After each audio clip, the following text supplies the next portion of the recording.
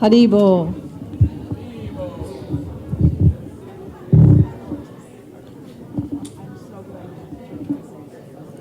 Haribo.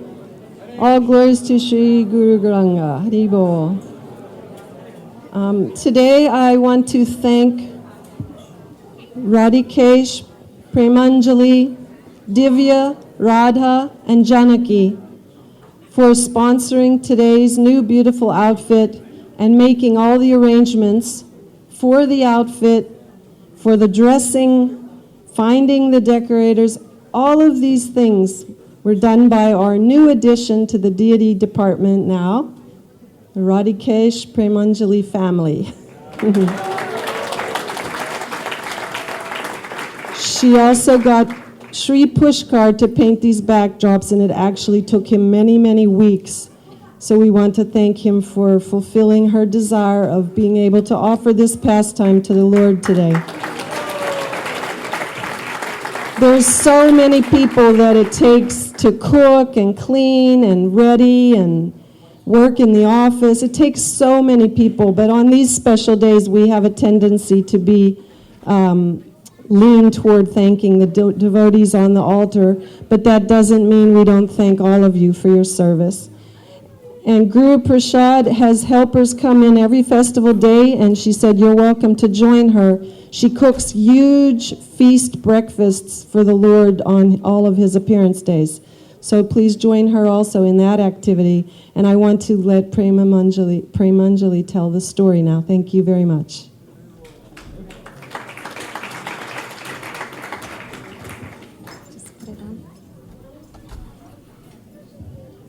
Yeah.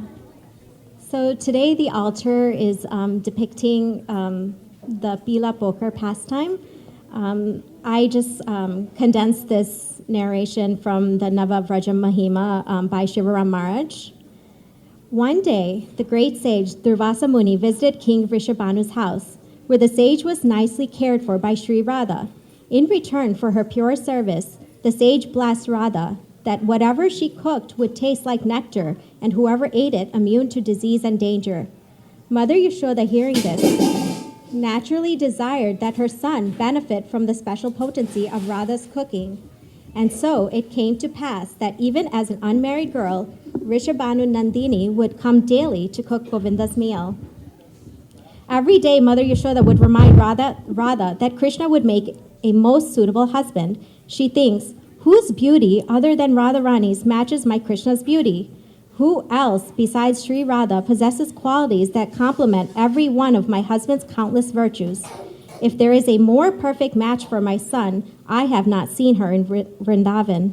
May the gods fulfill the desires of this unfortunate soul. Let Radha's and Krishna's marriage ornament my family tree.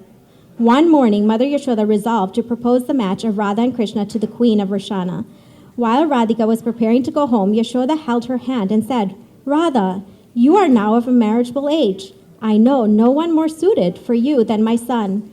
Taking Radha's small hands in hers, Mother Yashoda gazed at the auspicious signs of Radha's palms. With tears in her eyes, Mother Yashoda reached for a tray of turmeric and gently wiped Sri Radhika's pinkish palms until they were colored yellow. Radha, do you know what this means? Puzzled, Radhika shook her head, her golden earrings jingling. No, Mother. Why did you put haldi on my hands? Priya, when a young girl's palms are painted with haldi, it means she is engaged. What do you think about that?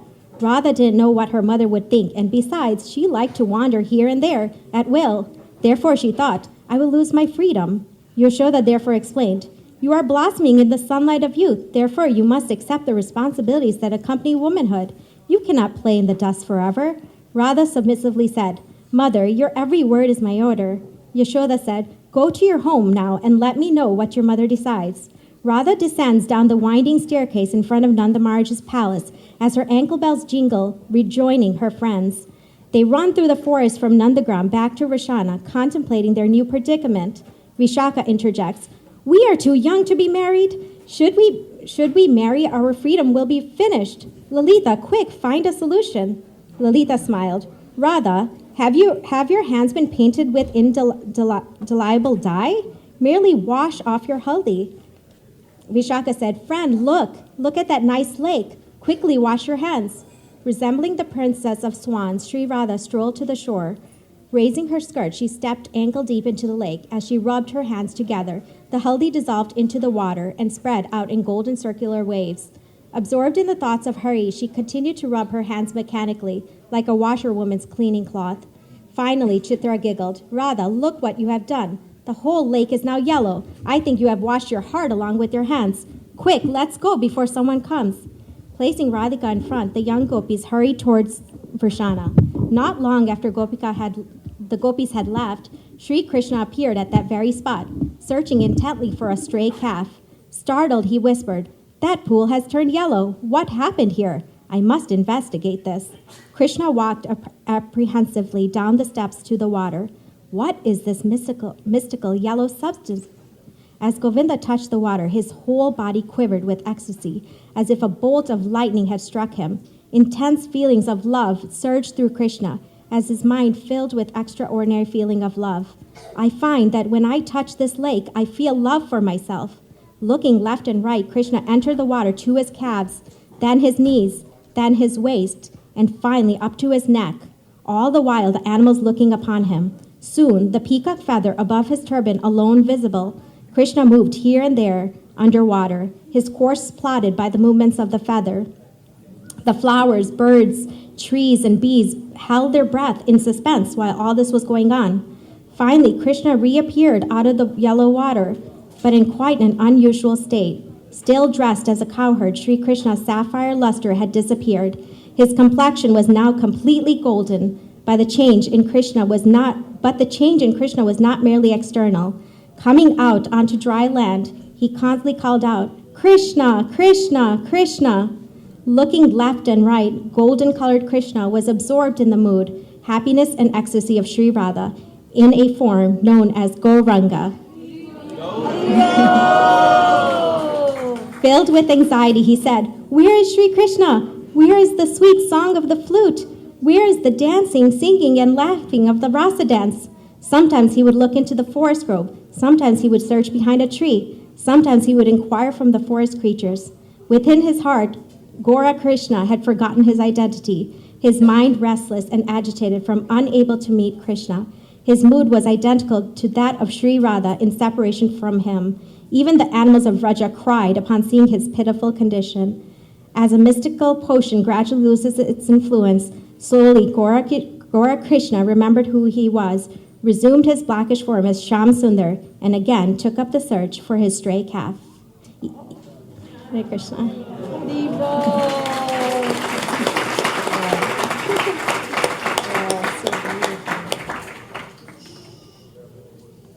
Today, I'm just very grateful to Gauranga Mahaprabhu, Srila Prabhupada, and my spiritual master, His Holiness Radhanath Swami, and all the Vaishnavas for allowing us this opportunity to serve in this way.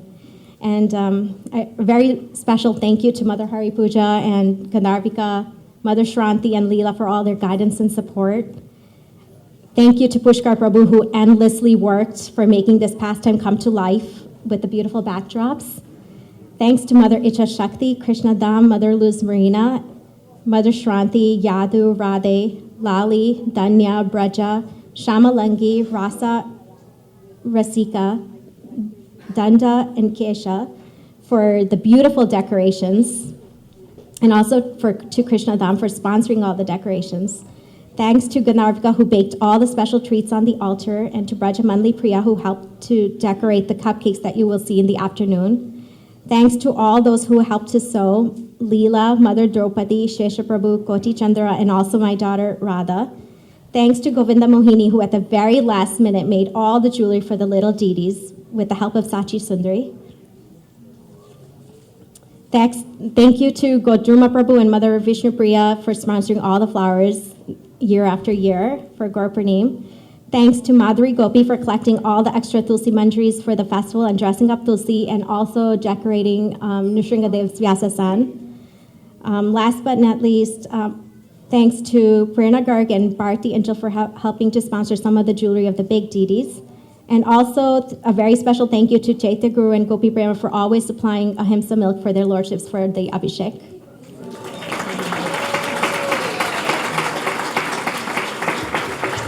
And along with the outfit and new backdrops, there's also a new set of jewelry made in India, all rhinestones. So that's also very exceptionally beautiful.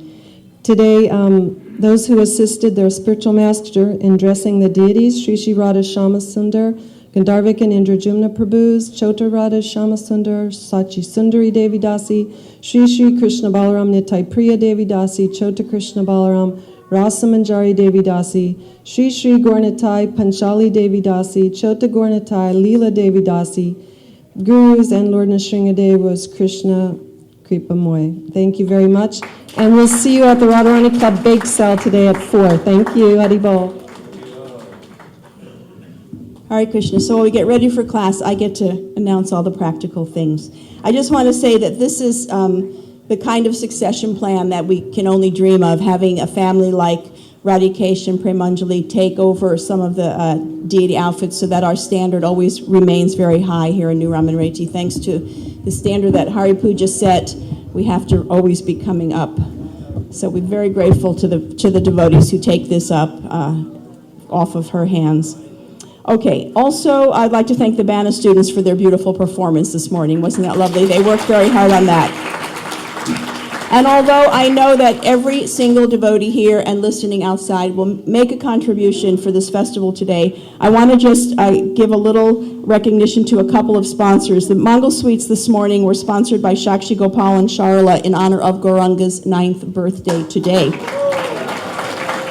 And Indra Pramad Prabhu made a very nice contribution to the feast that we're putting on this evening in honor of his 70th birthday and the anniversary of his passing of his mother. So thank you to him and happy birthday to Indra Pramad Prabhu, a real Prabhupada man here in our community. Okay, let me give you, first of all, the schedule for the festival today. We have class next, Abhishek following that. Everyone can participate in the Abhishek today. And then the bhajans will go on in the temple room throughout the day. Of course, there's noon artik, there's 4:15 artik. This is a fasting day. And then we meet back at under the pavilion at 5 p.m. The Bhaktivedanta Academy students are going to perform. They've worked very hard on their performance, and we hope many of you will be able to come out and support them. And at 5:45, there'll be a fire yagya out at the Yagyashala area. And then at 6:30, the big artik, the big kirtan, followed by the big feast. There'll be things going on, even while the band is going on, there's going to be bhajans in the temple room for those of you who prefer that. So there's something for everyone. At 7:30, or when it gets dark, the Holika demon is being constructed in the back field, and that will have a big fire out there as usual with fireworks and so forth.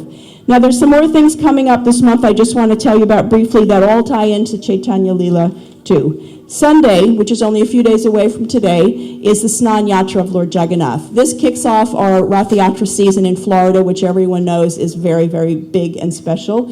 So we meet at 3:30 at the home of Mother Yadunandana on Sunday. Then the Rath cart and Lord Jagannath, Balaram, and Subhadra Devi will come up to the temple.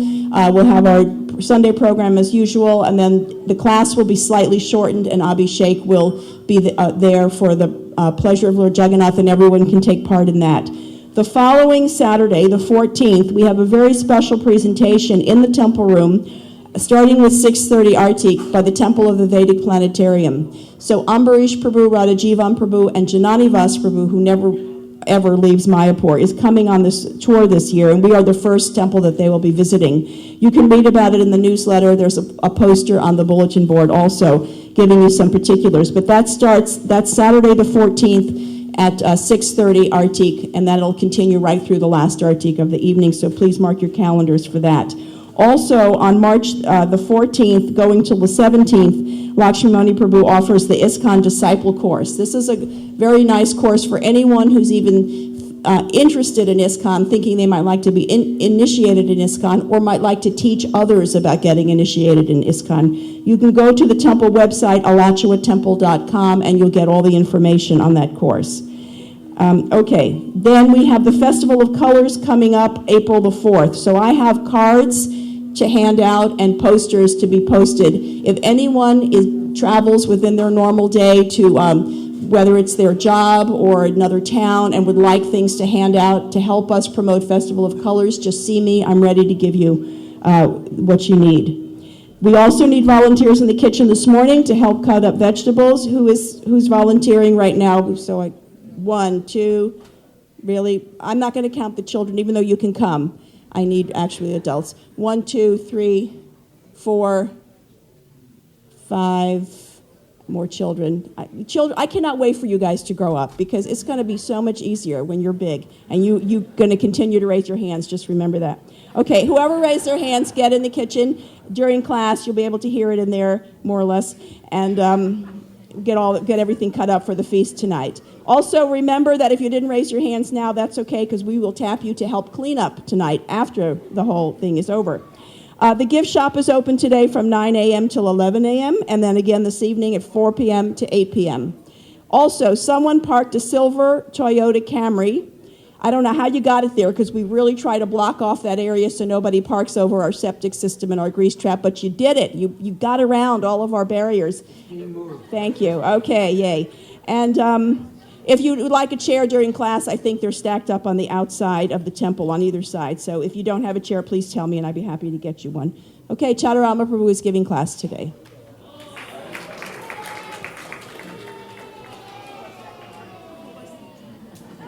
We thank Kaveri, Damayanti, Kaden, Radhika, and Sama for the beautiful Lord Chaitanya pastimes decorations in the temple room, too. That's very special effort.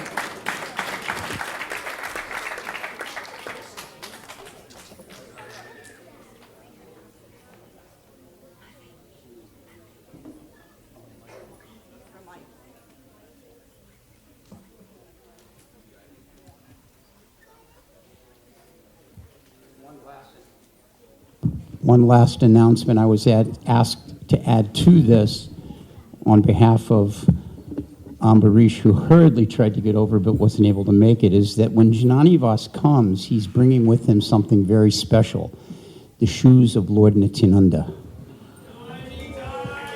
It's not a meeting, a gathering that you're going to want to miss. Huh? And the helmet from Nityananda. So, from Lord Nrsingadev. You definitely don't want to miss this. All right, so I thought, gee, there's so many Gaura bhajans we could chant before a class. And then I realized that Bhattahari Prabhu is back home. So how could I possibly sing any elaborate song in front of him? So I'm just going to do Jai Radha Madhava and we'll go right to class. And we'll let him serenade the Lord, of which we'll all benefit during the Abhiseka.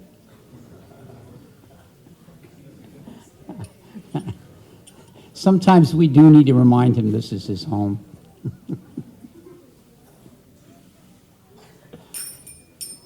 Is there decent prayer cards?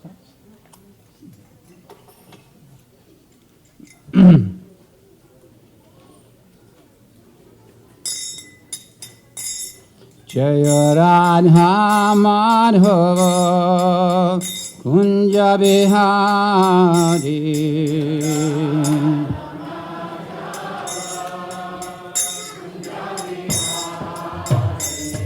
Jaya Radha Madhava Kunja Bihari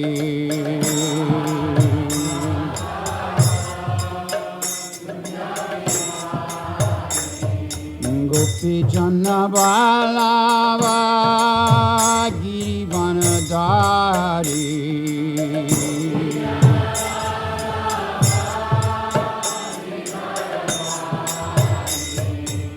Yasura Nandana Braja Janaranjana Yasura Nandana Braja Janaranjana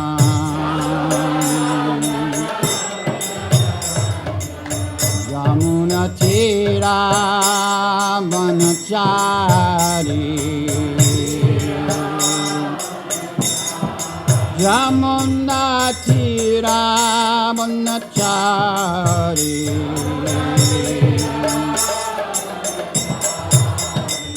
Jaya Radha Madhava Kunja Bihari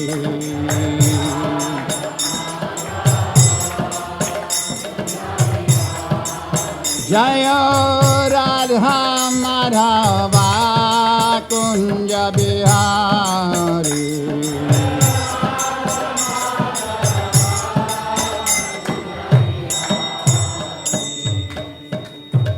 Jaya Nitya Lila Pravista Astatar Satasi Simon.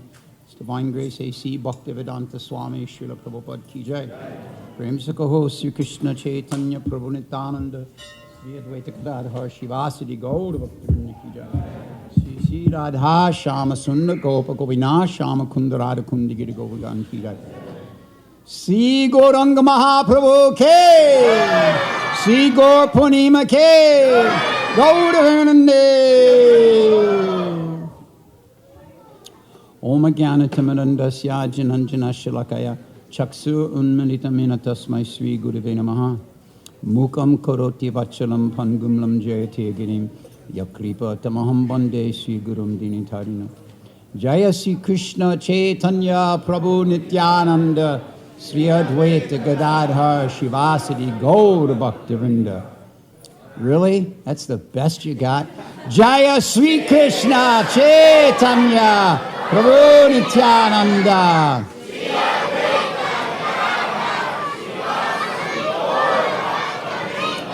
Hare Krishna, Krishna Krishna, Hare Hare. Hare Rama, Rama Rama, Hare Hare. Well, I'm glad we get the kids here. Get a little sound out of the audience. This is their usual Thursday to hear some Gaura Lila anyway, so they're getting their double dose today. Vairagya Vijnanija Bhakti Yoga, Shikshashtamika Purusha Purana, Sri Krishna Chaitanya Siridare, Kripam Buddhir Yashtamaham Prapadye. Let me take shelter of the Supreme Personality of Godhead, who has descended in the form of Lord Chaitanya Mahaprabhu to teach us real knowledge, his own devotional service, and detachment from whatever does not foster Krishna consciousness. He has descended because he is an ocean of transcendental mercy. Let me surrender unto him. Ananda Lilamaya Vigrahaya Himam Vidivyach Sundaraya Tasmai Mahaprema Rasapadaya Chaitanya Chandraya Namo Namaste. Obeisances unto him, Sri Chaitanya Chandra, the giver of the mellow of the highest love of Godhead, who is the embodiment of blissful pastimes, and who is so beautiful, having a dazzling luster like gold.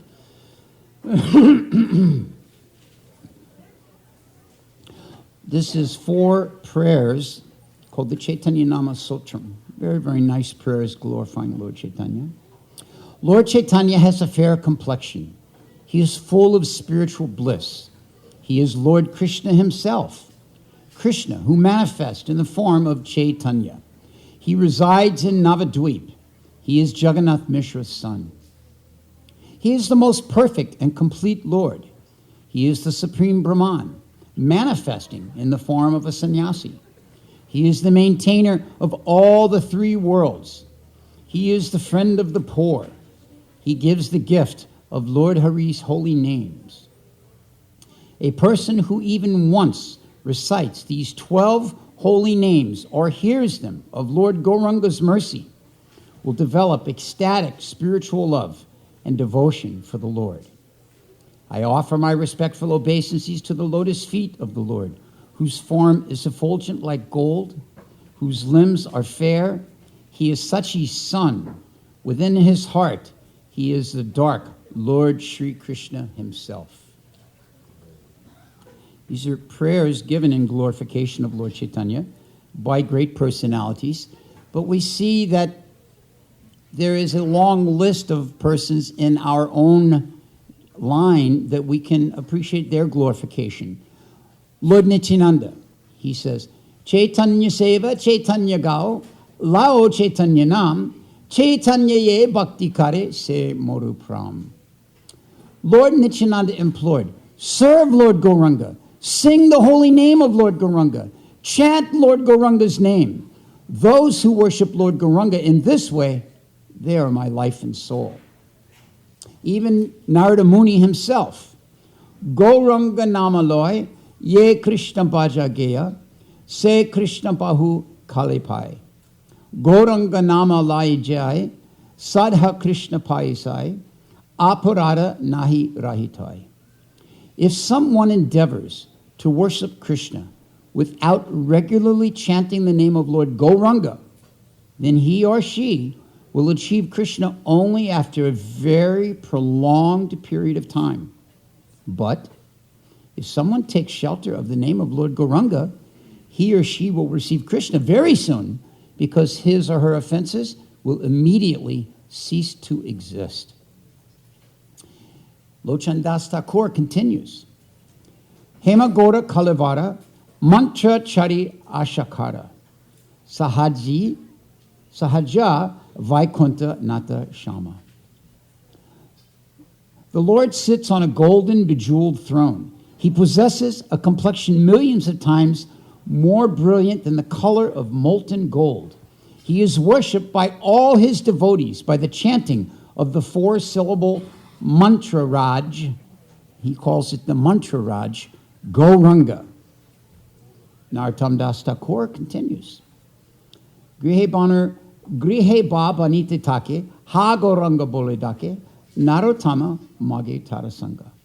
One may reside in the house or in the forest, but if one constantly is chanting the holy name of Lord Gauranga, then I, Narottam Das Thakur, want that person's association and want to serve them. And finally, we have a very nice instruction from Prabhupada Saraswati Thakur. In his Chaitanya Charitamrita, he states, why are you lamenting that person whose name of Lord Gauranga has not entered into their ears? So this morning, we're going to try and do away with all lamentation, all difficulties by immersing our ears, our mind, and hopefully our entire consciousness in the sound vibration of Lord Gauranga. Does that sound like a good idea? Can we get a nice Gauranga? Can we get it again? And of course, 3 is auspicious.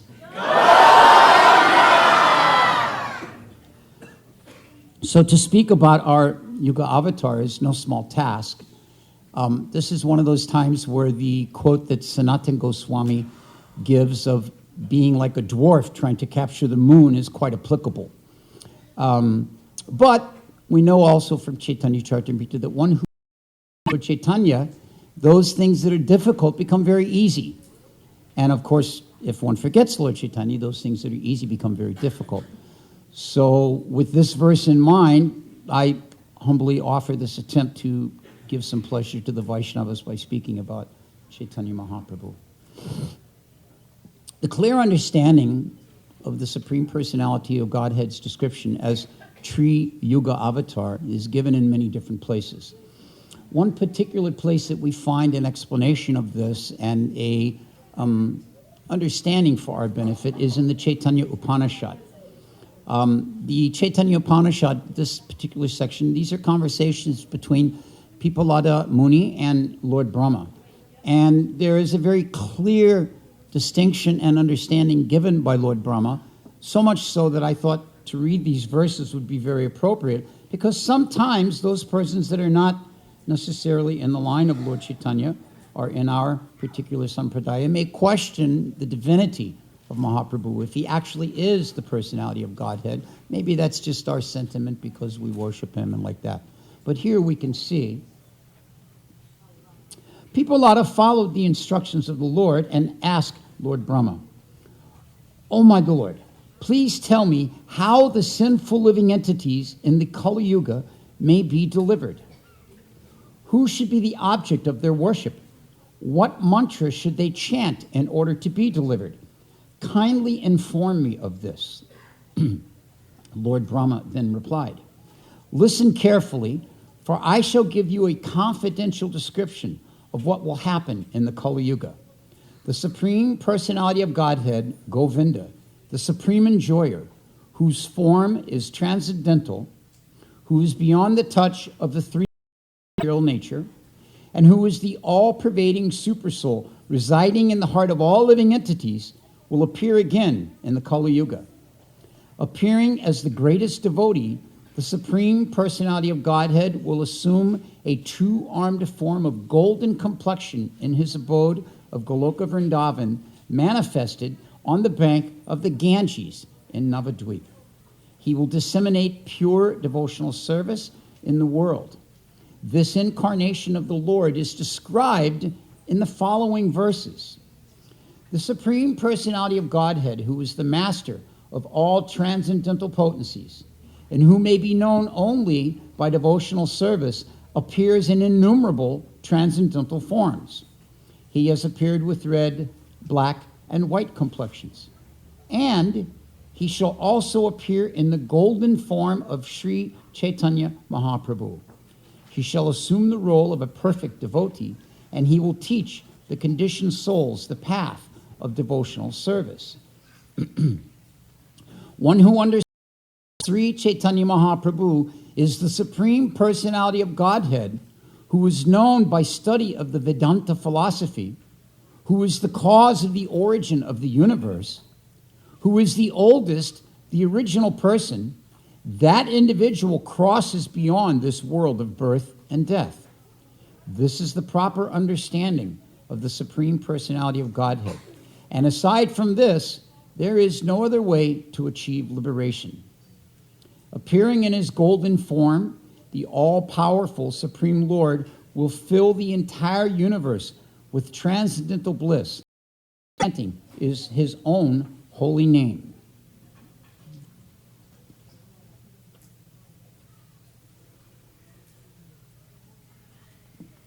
One who worships the Supreme Lord, Sri Chaitanya Mahaprabhu, with devotion and always remembers him, becomes free from all sins and becomes completely pure.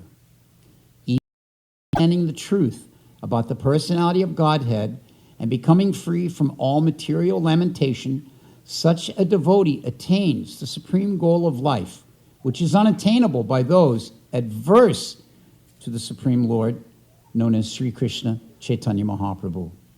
So this is a very nice thing for us to remember, that the Lord in his covered incarnation in this age is not to be mistaken as having abandoned the residents of Kali Yuga. Each of the other incarnations, we find that the Lord appears to carry out a particular purpose. The covered incarnation, as he described, means that he keeps his supreme potency, he keeps his energies a bit out of sight.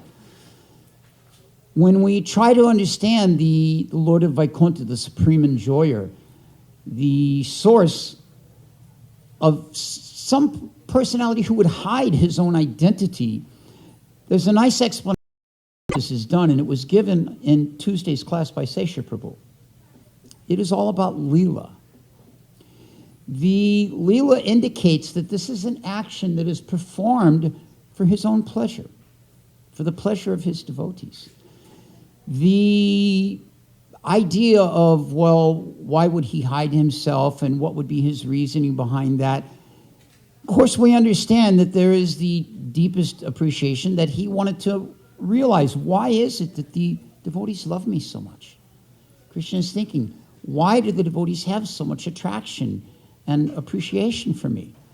So in this way, he took this form.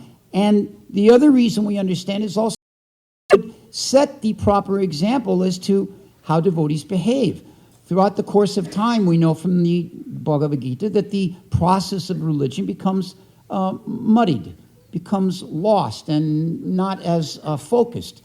So in this age of Kali, because things are so degraded, the Lord himself has appeared to set the standard. And this is part of his Leela. This is why he has come in this covered way, to give us the benefit of seeing firsthand, here is how to behave as a devotee. And actually, when you stop and look at it, it's really quite amazing that the Supreme Personality of Godhead would do such a thing, would act in such a way for our own benefit, to save all of the conditions of this age. Now, this nature of being a covered personality is particularly prominent in his early Navadvip Lila. And this is where he's hidden completely the Supreme Personality of Godhead factor. The identity as the Lord is not known and he intentionally keeps it out of sight for the enjoyment of these particular pastimes, as we mentioned, for the Leela. So we're all very familiar with the early childhood pastimes. These are given very elaborately, and usually on Gaura Purnima, because it's the birth, we discuss these. But I wanted today to talk about more of the later Navadvip pastimes. As Mahaprabhu leaves his baby pastimes and passes through his childhood and enters into his adolescence and becomes a young man, he continues to keep this identity as the personality of Godhead covered, much to the enhanced enjoyment of the pastimes that take place during that particular time. This time period is when Nimai Pandit has begun to establish a school, and he has many, many students at this time. This is at about the 11th year of his presence. So we can kind of imagine, I think we have some 11-year-old children in the audience, right? Any of you that are 11? Yeah, a handful. So at this age, Mahaprabhu has established a school and started teaching students. And we might think this is pretty amazing until we realize it was at the age of 8 that he had completely mastered all the teachings he had been given. Of course, I mean, what amazement is there to say that the personality of God had mastered teachings, mastered some learning and some education? I mean, well, he could do it the minute he, but for the sake of this particular pastime, these are all very early manifestations of his activities. So at this time, this school that he established was not a school to teach the principles of devotional service. It was not a school based on teaching the loving service of the personality of Godhead. It was a school based upon grammar and rhetoric, on Smriti and Nyaya. This was the established school of thought at this time. This was also the same time period at which Vishvarupa left home and took up the sannyas order, leaving his mother and father, and in this way, a bit of distress for them. And then it was in that same time period that Mahaprabhu's own father departed from this world. So he took the sole responsibility of staying and taking care of his widowed mother and consoling her in this way. So establishing these pastimes in Navadvip fit into the entire picture of everything else that was going on. During this time, it was at the age of 14 that he was married to Lakshmi Devi. Lakshmi Devi, of course, was the daughter of Vallabha Acharya, and who also lived in Nadia. We won't go into these details in elaborate form because they've been spoken about many times, and there's other things we want to talk about today. During this time, he was considered one of the best scholars in all of Navadvip, the best. Navadvip was the seat of all education and scholarly achievement in Bengal. It was recognized by everyone, and anyone that wanted to study these matters, anyone that wanted to excel in them, would go and reside there, find someone and take their learning there.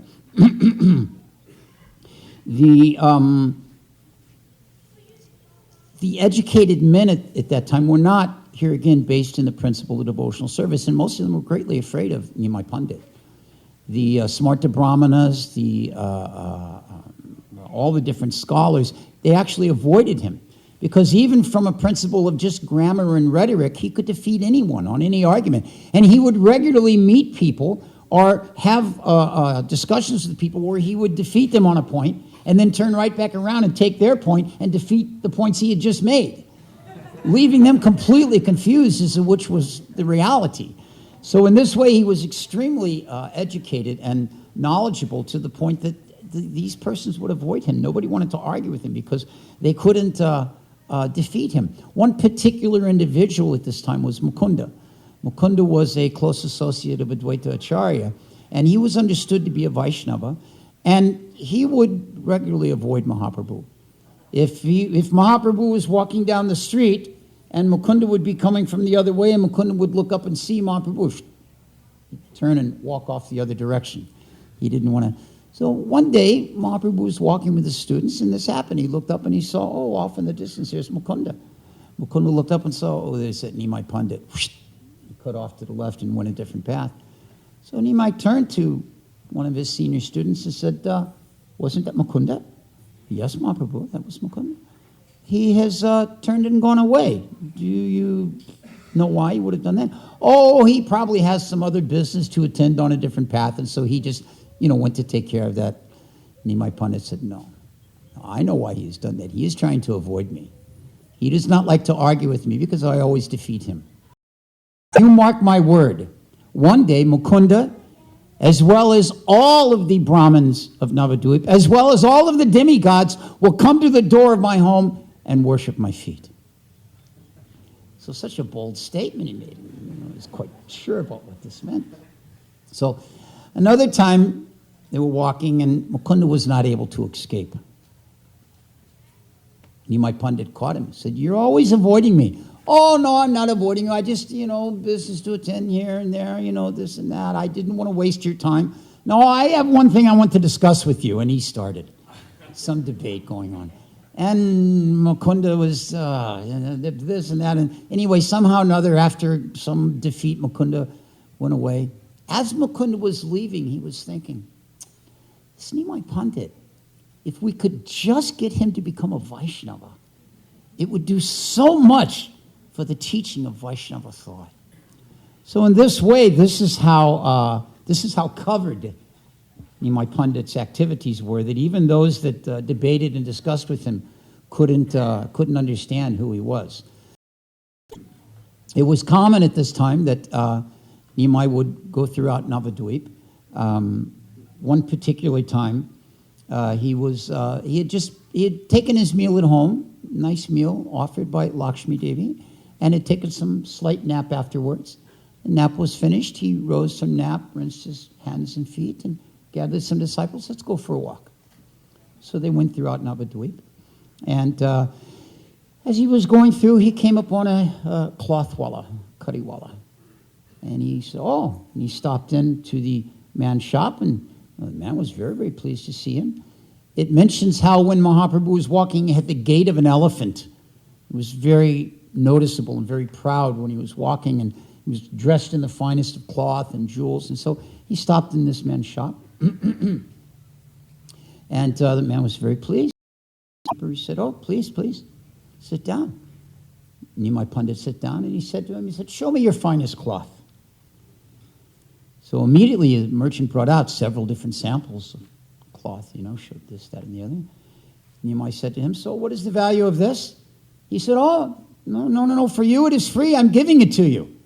Oh, you're giving it to me? That means it must have no value, it's the stuff you don't want. He said, no, this is the most expensive, I'm giving it to you. You are a Brahmin, I'll give to you in charity, you take with you like this. So Mahaprabhu looked, and he took a chatter and threw it over his shoulder and smiled very nicely and went on his way. It mentions that he cast back a very auspicious glance to the merchant as he departed his shop. Now this is interesting on a couple of levels, because Mahaprabhu at this time was not poor by any means. The nature of being a debating was that you would receive great wealth and riches from others. Matter of fact, in Navadvip, everyone accepted that he was the topmost of scholarly persons, and so regularly gifts and jewels and edibles were being brought to his home, so he was very well to do. So he had no need to go shop to shop begging, with his cloth out, but this was all part of the transcendental pastimes that he enacted with the different shopkeepers. So he continued on, and he came to the Dudwala, as we say, to the cowherdmen. And the cowherdmen were very, very, very happy to see him. They received him in. And he said to Nimai, bring me your best curds, your best milk, your best yogurts. So just like in the Abhiseka here shortly, we're going to be bathing Lord Chaitanya with the best milk we have from Chaityaguru's cows.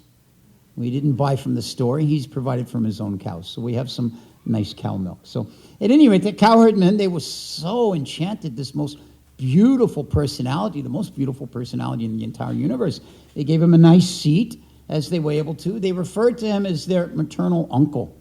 And so there was some exchanging words back and forth, some light joking between them, because they were cowherdmen. They were not big scholars or anything. So a few things. And then they brought before Nimai Pandit some nice selections of milk and yogurt and curds and things like this, and you might ate a little of this, a little of that, everything. Very, very satisfied. He took till he was completely satisfied, and then he went on his way to the next shop. So blessing also the cowherdmen.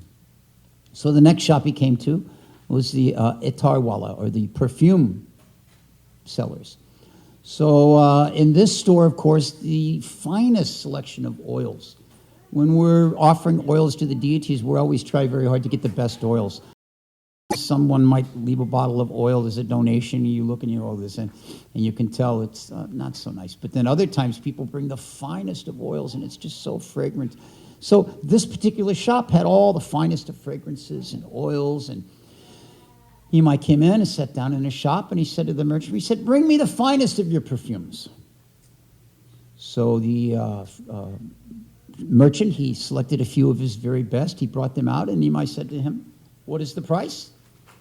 And the shopkeeper said, Nimai Pandit, he said, you know everything. You pay me as you like to. There is no set price for you. How can I ask a particular price?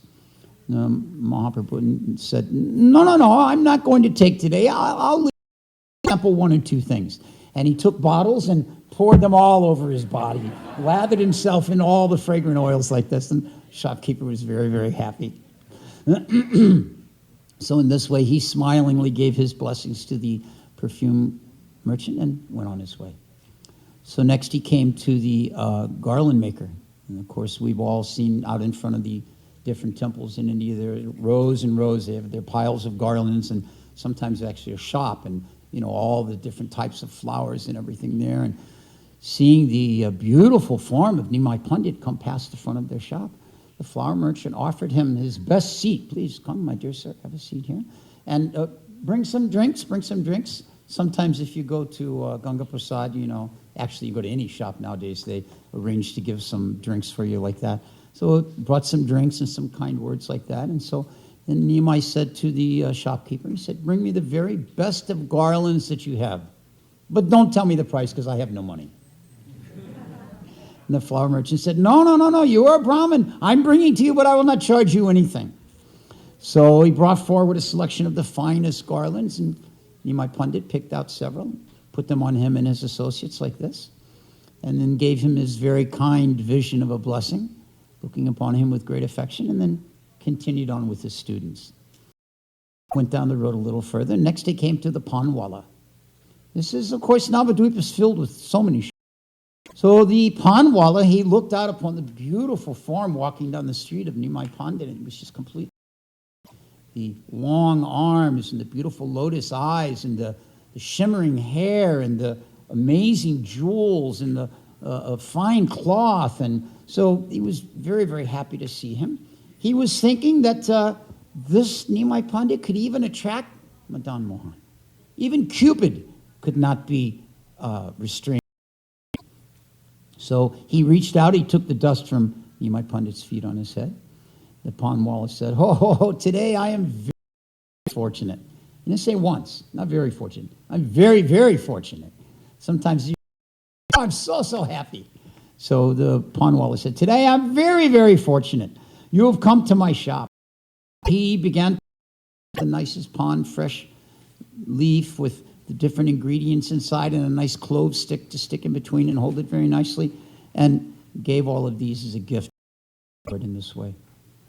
So the Lord took one, very nice, very tasty, and he continued on to the next shop. The next shop he came to was the Shankawala, the conch shell seller. So the conch shell seller sells two types of conch shell products, the bangles, which the ladies wear, and the conch shell, which everyone blows for so many different purposes. So Nimai sat down. He said to the merchant, he said, please bring me the most auspicious, deep-sounding conch shell that you have. Not a tinny one. Sometimes you see somebody has one of those conch shells. Usually this is in a home program, not so much in the temple. And they blow it. Conch shell just doesn't, you can't hardly get a sound out of it, one of those little bitty ones. And if you do get a sound, it almost hurts the ears. No, but the big, deep, resounding, auspicious sounding ones, this is what Mahaprabhu wanted. And he gave him a whole variety of them in a basket. He said, take these home and use them in your home for whatever your service you need is. So in this way, he said, you take all these with you. And he said, you can pay me or not as you like. And Mahaprabhu said, pay you? I have nothing to pay you with. I have no money. So in this way, he accepted the conch shells with great satisfaction. And like this, he passed through the entire town of Navadvip, engaging in different types of relationships with those who are actually his eternal servants, giving them the association of his divine form, and at the same time giving them the blessings of accepting their offerings to them. Now, the next Mahaprabhu stop, very interesting, he stopped at a fortune teller. There was a very well-known fortune teller in Navadvip, very expert. He was very well respected. So he came to the man's house and he said, I understand people's previous births. Yes, I'm capable of that, yes. He said, so please, you my previous birth. Yeah, please sit down. He gave him a very nice seat. He said, just one moment. He said his just said his prayers, invoking the different personalities. He said, okay, now let me look here. And he started to recite his Gopal mantra. He was a worshiper of Bal Gopal, Vaishnava, so he was worshiping. So he started to recite his Gopal mantra. In reciting his Gopal mantra, he saw this amazing manifestation of the four-armed Narayana. The conch, the club, the lotus, the disc, and arms, they're all there, and the Kastuba jewel around the neck, and the Shrivats on the chest, and he continued chanting his Gopal mantra, and then this form of Narayan manifested into the form of baby Krishna, just having taken birth from Devaki in the prison of Kamsa, and then being carried across the Jamuna River by Vasudeva into Gokul, and then as a small boy growing up in Gokul, appreciated by all the people, and dressed only in some jewelry and some remnants of butter around his mouth. And in this way, the fortune teller was meditating on his Gopal mantra, and then he saw his own Gopal deity before him, and he became very, very amazed. So he stopped for a moment and scratched his head. I'm sorry, let me just do again. He said his Achman again. And he started to chant his mantra again. And this time he saw the threefold bending form of Shamsundar, surrounded by thousands of gopis, dancing with them, and the gopis were serenading him with different types of musical instruments. And then he saw the entire presentation of all of the pastimes of Krishna from 5,000 years ago in Vrindavan. Then he stopped, and he prayed to his Gopal, my dear Gopal, who is this Brahman in front of me? How is it that I'm not able to perform my usual? So I'm sorry, let me try again. He's Achman again. He said his Gopal mantra. And then this time, he saw Ramchandra sitting on the grand throne, the kingdom of Ayodhya. Then he saw Lord Vraha with the earth up on the end of his tusks. And then he saw Vamanadev giving his mercy to Bali Maharaj. And he saw Nrsingadev bursting forth from the pillar. Matsya, Brahma, Balaram rather. And then finally he saw Jagannath, Baladev, and Subhadra all right there together. And he was very confused by all of this. He couldn't understand what's going on.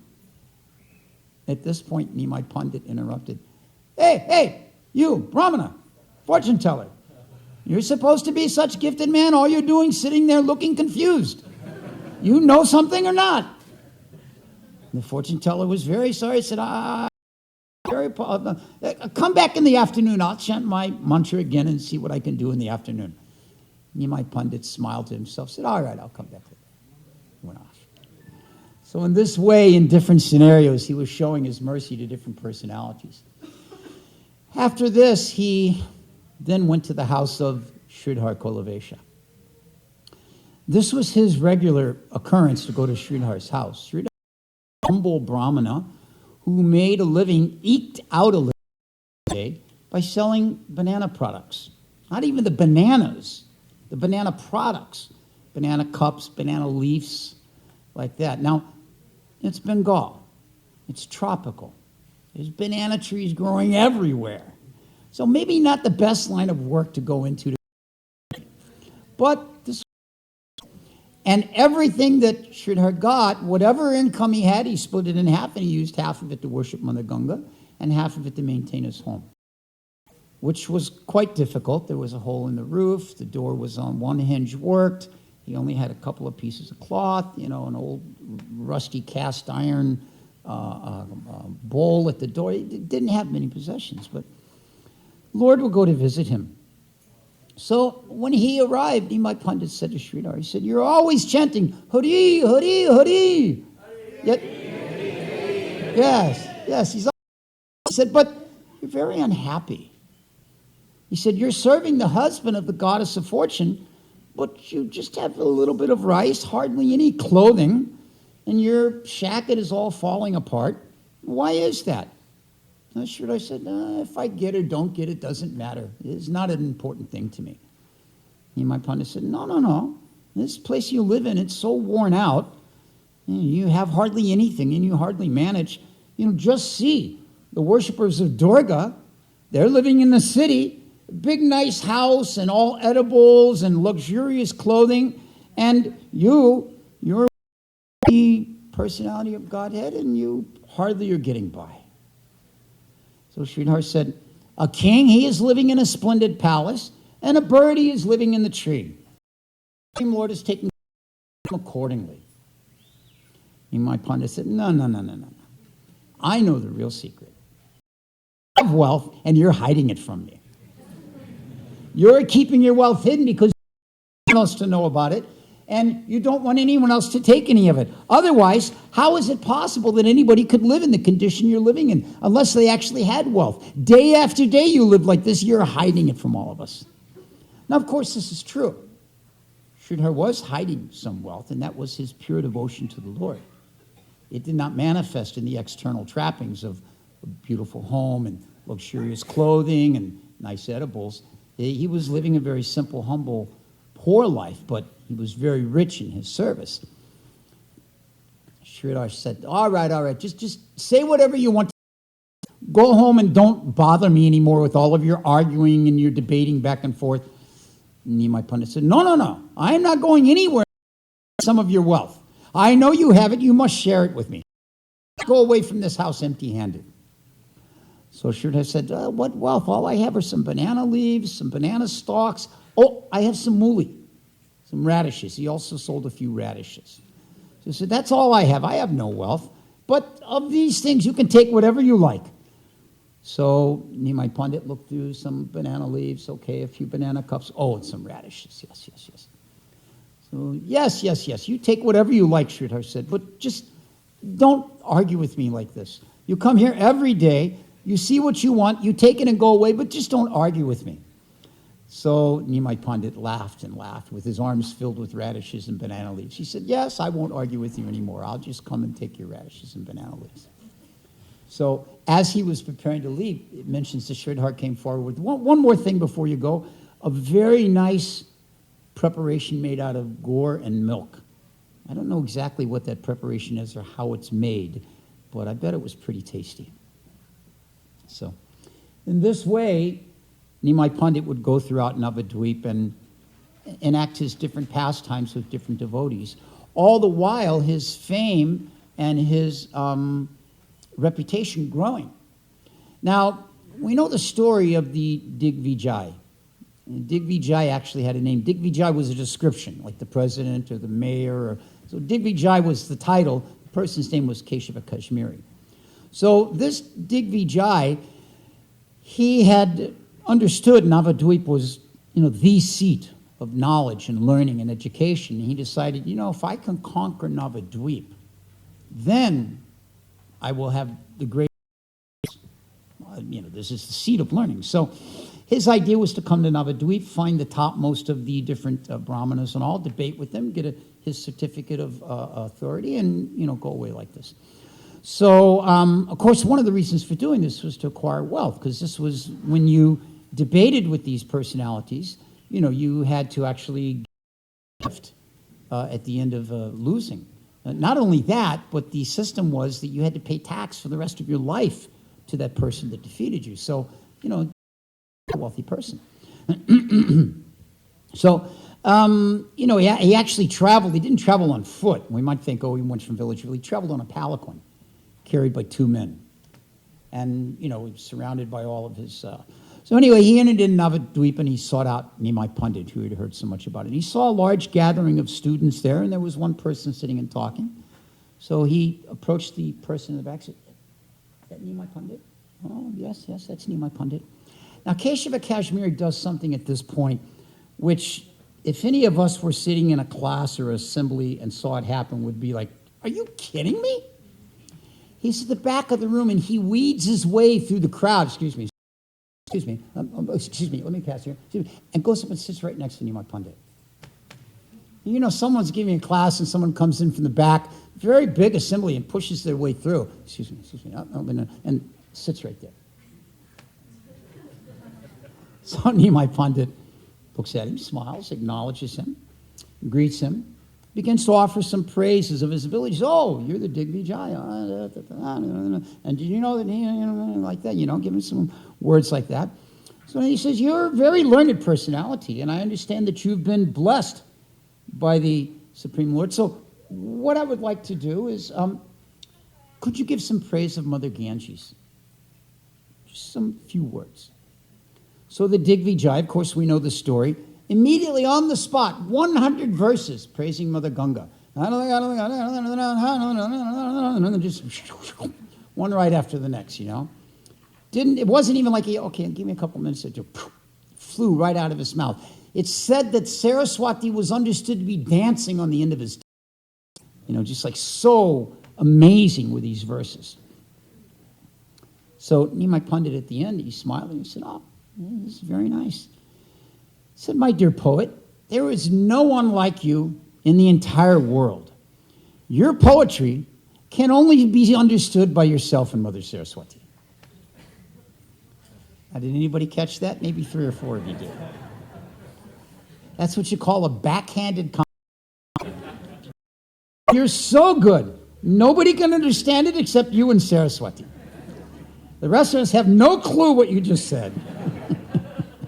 That was his compliment to Keshava Kashmiri. Of course, this went right over Keshava Kashmiri's head. Yes, it was very wonderful.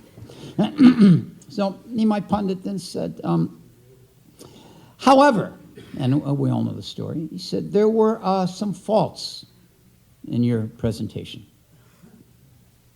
There was no fault in my presentation. What are you talking about? No, there were faults. Now, you take from Chaitanya Charitamrita, from Chaitanya Bhagavad, it's either 3 faults or 5 faults. Anyway, there was a handful of faults. So he said, some faults. So where were those faults? So immediately, Nimai Pandit recited the very verse where the faults were. Now, he just heard 100 verses. I dare say any of us, right now we're in a section where we do 3 or 4 verses in a row. I dare say after the morning Bhagavatam class, none of us would be able to walk out and then recite any of those 3 or 4 or 5 verses in a row. Sometimes when we're doing the Chaitanya, 6 or 7, 8, 10 verses in a row. What was verse number 8 we did this morning? I don't know. But here, 100 verses. And he recited it. And then he pointed out the fault. Well, Keshava Kashmiri was amazed both at the Lord's uncanny memory and at his ability to find fault in what he thought was faultless. So his heart began some fear because he had come to conquer Navadvip. And here, just in the first few minutes of being here and giving his first presentation, Nimai Pandit has completely smashed him. Feeling his anxiety, he explained the merits of that same verse. Well, you say there's some faults, but actually, there was this and that. And then Nimai Pandit said, yes, but here were the faults. And he very clearly pointed it out to him. So the interesting thing that happens next is one of those things that I think is a point that is necessary to make in this pastime that isn't made very often and that is important for us to understand. The Keshava Kashmiri, Digvijaya, the Keshava Kashmiri, was quite embarrassed. I mean, he's got his wealth, he's got his titles, he's got his position, and he's now come into Navadvip in a big, effort to conquer all of Navadvip, and right off the bat he gets defeated. So he has a very dejected mood, it describes. He has his head hung down, and he stands up to leave the assembly. Now imagine, he's worked his way up to the very front, he's sitting right here, he gets defeated, and now he has to stand up in front of the entire assembly with his head hung and depart. As he leaves, Nimai Pandit's students begin to laugh at him. That foolish cast picture, that Digvijay, I thought he was so smart. What a dummy. Different, and they made some cruel jokes, it says, some at his expense. What do you think happened? Nimai Pandit stopped them. No, do not make jokes. He should be respected. He has made some small mistake. Don't tease him like that. This is the important thing. We should not take pleasure in the misery and the difficulty of others, and we should not make jokes at their expense. And of course, Buddy sometimes back and forth. Buddy Hare and I do a lot when we're sharing a room together. But, as far as in a serious scenario like that, you don't do those kind of things. At least I think they're funny. I don't know if he...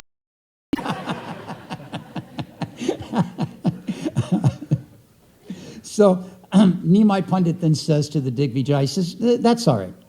You study a little more, and maybe Saraswati, you can try this again later. So, of course, we know that he goes home completely dejected. He takes his rest, and God appears to him, and he implores her, why have you forsaken me? What happened? You're always there for me. She said, I dance on your tongue time. I have helped you to conquer everyone.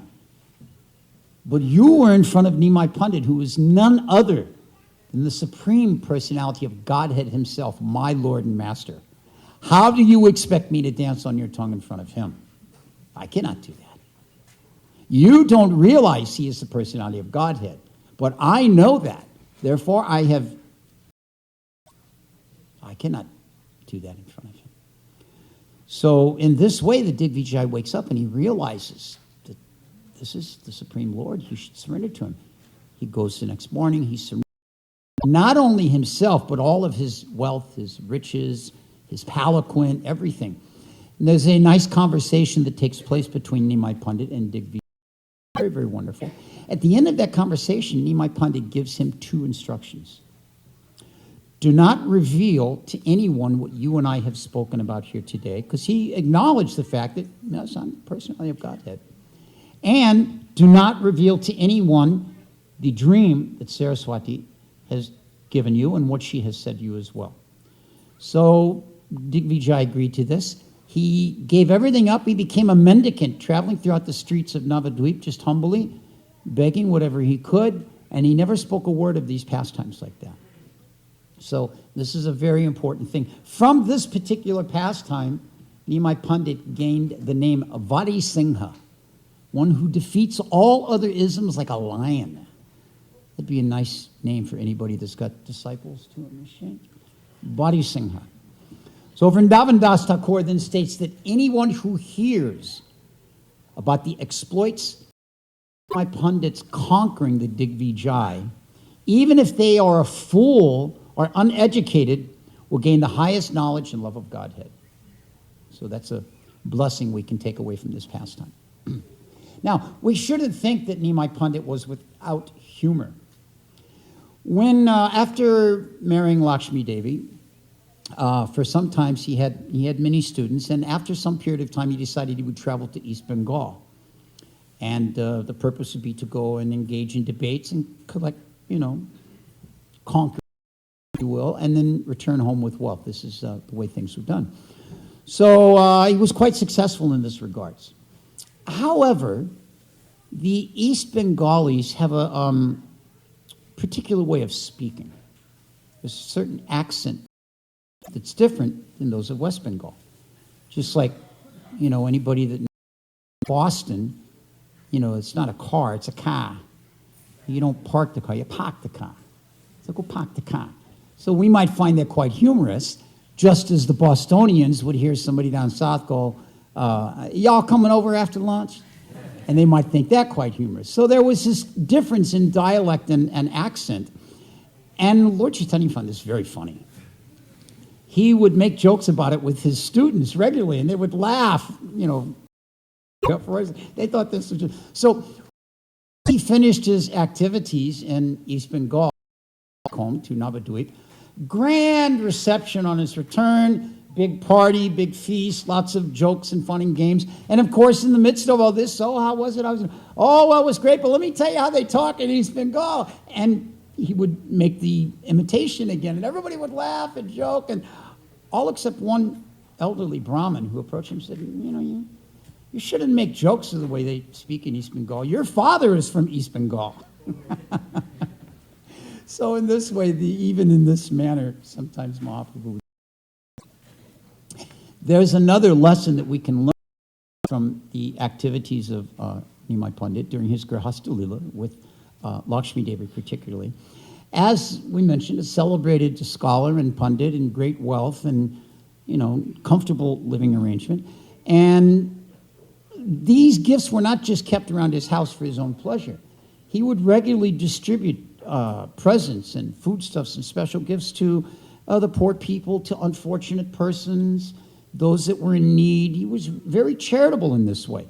And his home was always open to guests.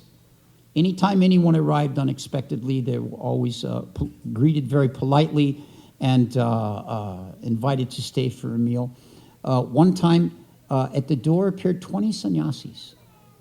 20 sannyasis. I know they're supposed to be renounced and all, but boy, can they eat. You put 20 of them together. So Sachimata she said, there's nothing. Meals are finished. I have nothing. No, I think we could do it. No, I'm telling you that you just go in the kitchen and see if there's something you can prepare. And Sachimata went into the kitchen, and the kitchen was stocked with all types of enjoyable foodstuffs and all types of edibles and ingredients for cooking and containers of ghee and sweets and vegetables and all kinds of things for Sachimata. Sachimata was amazed. How is this possible? Of course, we all know the Supreme Personality of God is not lacking in anything. He is the warehouse of everything is at his disposal. So immediately Lakshmi Devi went in and joined Sachimata, and they made very nice, elaborate meals for these 20 sannyasis. So this way, Nimai Pandit showed that one should not hoard one's wealth. One should share that wealth with others. And that it's explained that the service of a householder, the root service of a householder, is to take care of guests. That a householder who does not feed his brahmanas or sannyasis that come to his home is considered to be an animal or a bird of the lowest order. So something we should remember. Such service causes loss of the propensity for cheating and insincere, untruthful behavior by serving personalities that come to one's home. Not only sannyasis, but just uninvited guests, it even refers to. One loses the propensity to cheat and insincere, untruthful behavior. And of course, all those sannyasis that got to take prasadam at the home of Lakshmi Devi were just so happy. I mean, Lakshmi Devi is none other than Lakshmi Devi herself, the Supreme Lord's consort. It actually says that the hankering to get foodstuffs from the hand of Nimai Pandit's wife, Lakshmi Devi, from Sachimata's own kitchen, was so that the great demigods, Lord Brahma, Lord Shiva, even great personalities like Vyasadeva and Sukadev Goswami, all took disguises as brahmanas and mendicants to come to Nimai Pandit's door and eat from his home. So if you desire to serve gods, you can serve the guests very elaborately, and then the demigods will come in disguise to your home like that. One other very instructive point that I'd like to share from Nimai Pandit's Navadvip Lila is that Nimai Pandit would regularly gather his students for their training, for their classes and education. And he would gather everyone together, and then he would stop, and he would look out very attentively. Who does not have tilak on? And that person, he would go. Now, there was a reason for this, because these were brahmanas. Sit down, Gopal. Be comfortable. You'll get your chance in about 10 years to sit here. Maybe you're going. At any rate, so there was a reason behind this, because these were all educated personalities from Brahmin families that were his discipling prayers, had not performed their morning. So it was certainly not to take their education if they hadn't done their morning duties. So this is an important thing. It explains that a forehead without the markings of tilak is like a crematorium grounds. So, those of us engaging in devotional activities have to be very attentive to have fun, and engaging in our occupational duties, we can put water tilak on. Every day I take a little charnamrita from Giri Raj and put that on and get some protection there. So at any rate, these are just a drop in the endless ocean of the Lord's pastimes as Sri Chaitanya Mahaprabhu, given for our benefit, for our pleasure, for our enjoyment. If we take these pastimes as our life and soul, and if we meditate upon these pastimes, if we share these pastimes and let them guide our lives, both on an auspicious day like today and in general, the Lord will be pleased with us, and he'll shower blessings on us in the form of awarding us with pure devotional service. Thank you very much. Sri Chaitanya! Sri Krishna Chaitanya! Krishna Chaitanya! Gaura Purnima! So, before we begin the Abhiseka, there's one thing I would just like to point out, a detail of the Abhiseka, since this is a public Abhiseka that many may not be familiar with. There are two procedures in worshiping the Lord. One is called padyam, and one is called snan. Padyam is the worship of the Lord's feet. This is done when the Lord is received onto the snan vedi, the bathing receptacle, by the pujaris, along with achminiyam, argyam, and maruparkam. Snan is bathing, and that's done from the head. So when each of you come forward with your conch shell, you bathe from the head, not from the feet. There's two purposes for that. One is the feet have already been worshipped, now the worship of the bath. When you step into a shower, the head gets wet first, not the feet. So you bathe the Lord from the top down. Secondly, when so many coming in and so many conch shells and moving abundantly, and this isn't so good either. So when you come forward and you're given the conch shell to bathe, you bathe from the top down. That's the request we have. And now, wonderful kirtaneers, Yadobar and Hare Prabhu, that are going to lead us in kirtan. I always say that as a pujari, when you're doing the Abhishek, the one thing you want to do is you want to look out and see the Haris there leading kirtan. So this is one of those great chances since he's back home. Hare Krishna. All glories to Sri Chaitanya Mahaprabhu.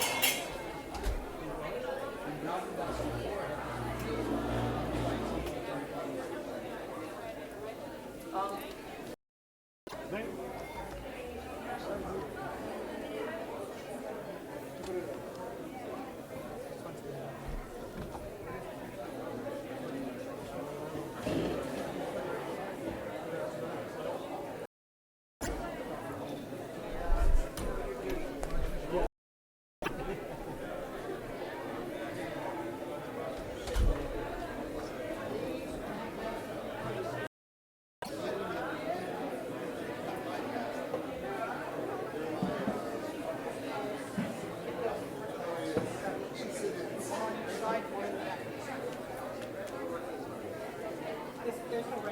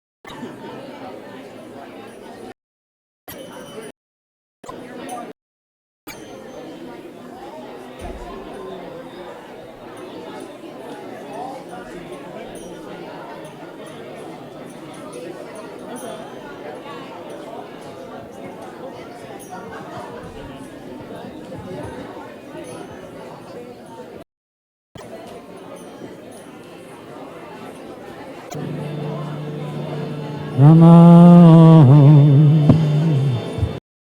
Shivadaya Krishna Prasthaya Bhutale Srimati Bhakti Vedanta Swami Niti Namine Namo Vishuvadaya Krishna Prasthaya Bhutale Srimate Bhakti Swami Niti Namine Namaste Saraswati Deve Gauravani Prasarine Nirvasesa Sunyavahari Vaskatari Satarine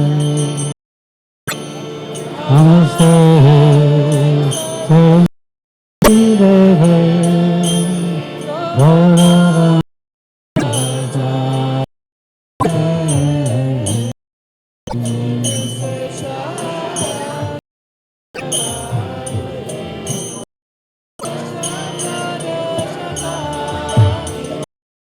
Jai Shri Krishna Jai Chaitanya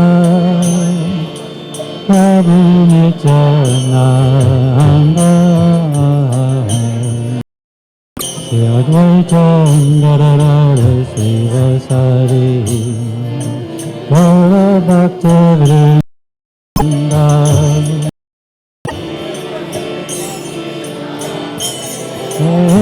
Chaitanya Prabhu Nityananda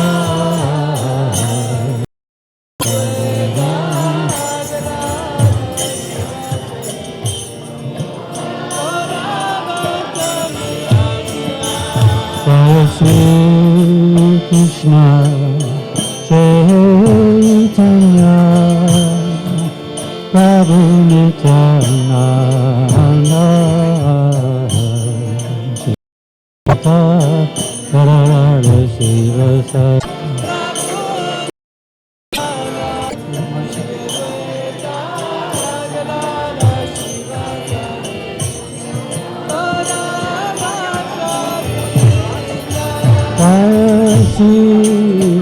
Krishna, Chaitanya, Prabhu Nityananda,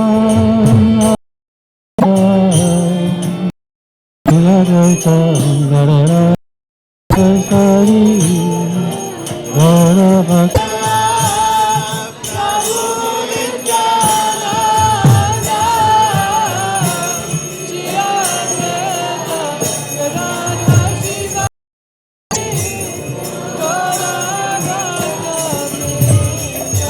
Hare Krishna, Chaitanya, Prabhu Nityananda, Advaita Gadadara Sari, Gaura Bhakta.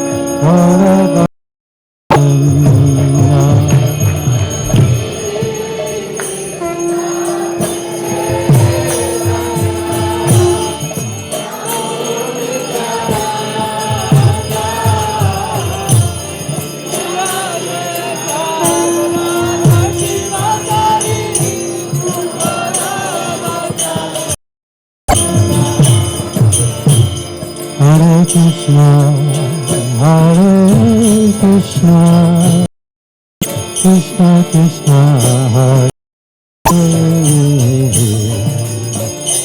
Rama, Hare Rama, Rama Rama, Hare Hare.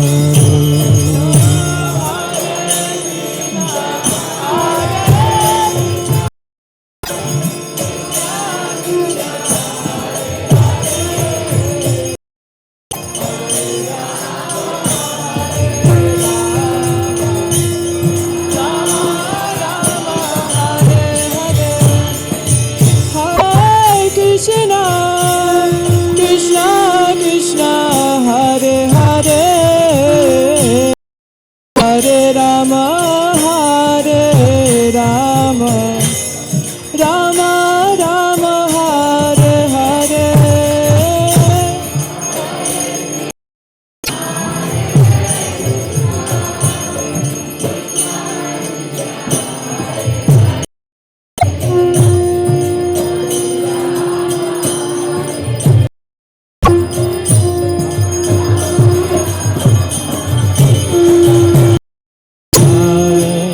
Krishna, Hare Krishna, Krishna Krishna, Hare Hare,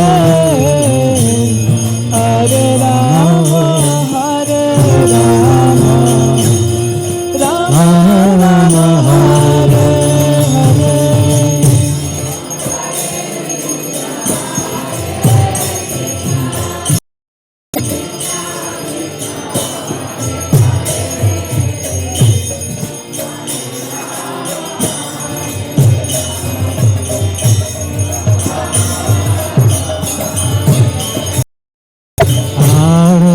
Krishna, Hare Krishna, Krishna Krishna, Hare Hare, Rama Hare. Hare Krishna, Krishna Krishna, Hare Hare, Hare Rama, Hare Rama, Rama Hare Hare. Hare Krishna, Hare Krishna, Hare Rama, Hare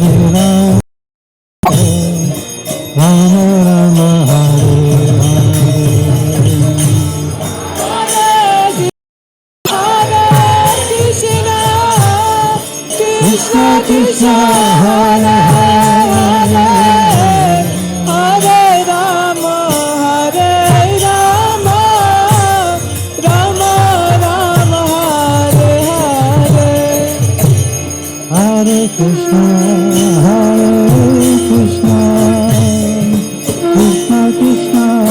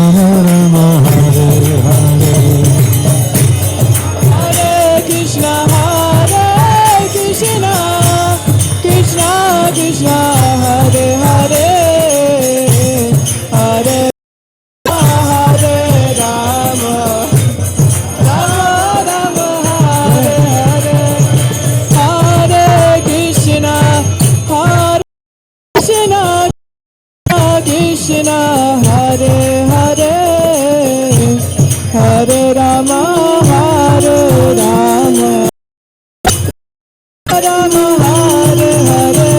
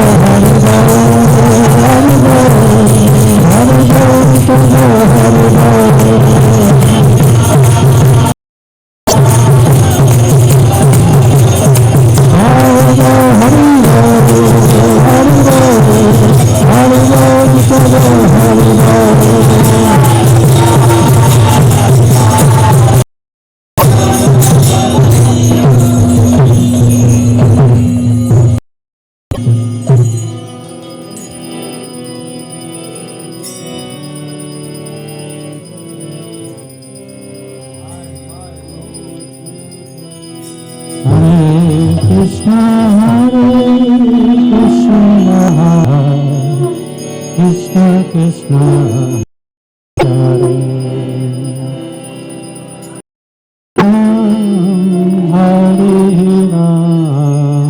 Rama, Rama, Hare Hare.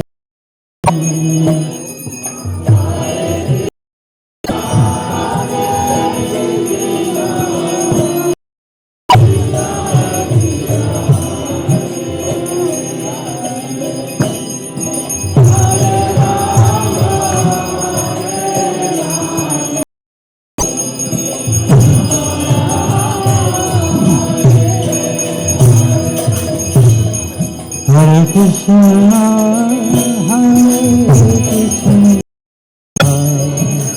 Krishna Krishna, Hare Hare, Hare Rama, Hare Rama, Rama Rama, Hare Hare.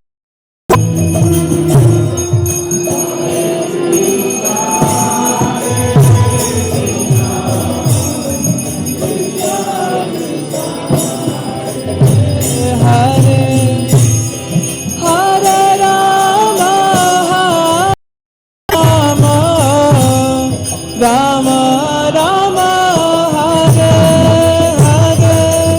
Hare Krishna, Hare Krishna, Krishna Krishna, Hare Hare Krishna, Hare Krishna, Krishna Krishna, Hare Hare, Hare Rama, Hare Rama, Rama Hare Hare. Hare Krishna, Hare Krishna, Krishna Krishna, Hare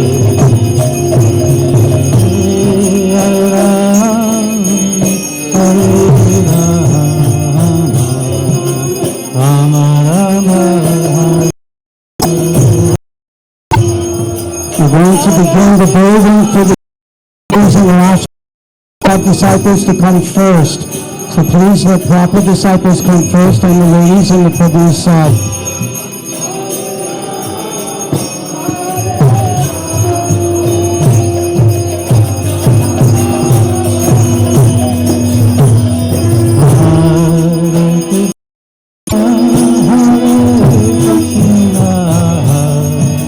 Krishna Krishna, Hare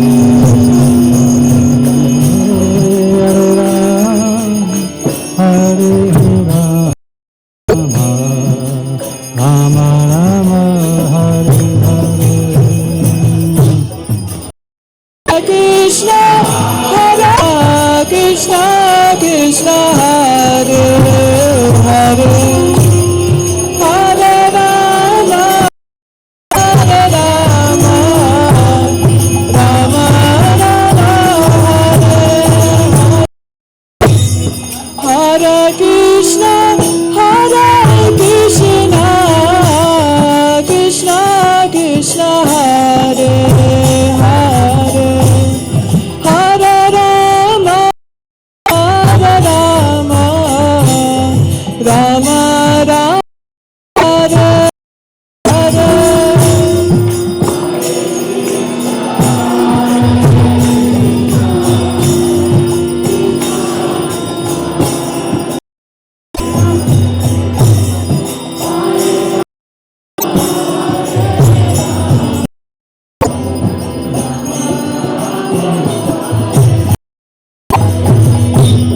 Hare Krishna, Hare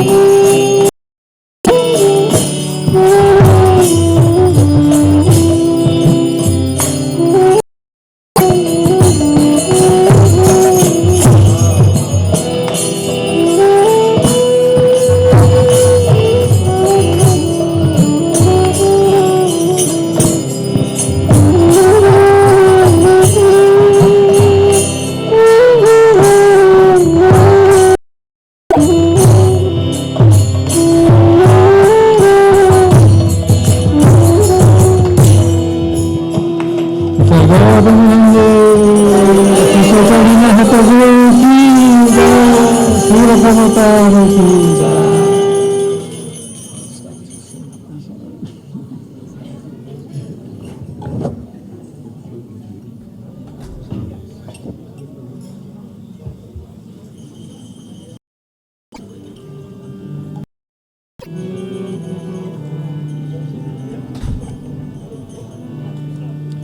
Hare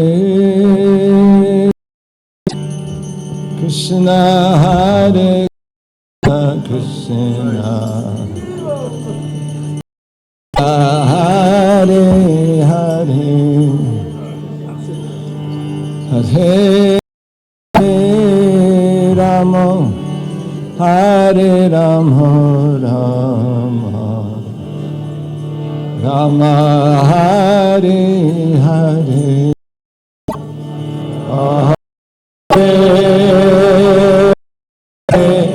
Krishna, Hare Krishna, Krishna Krishna, Hare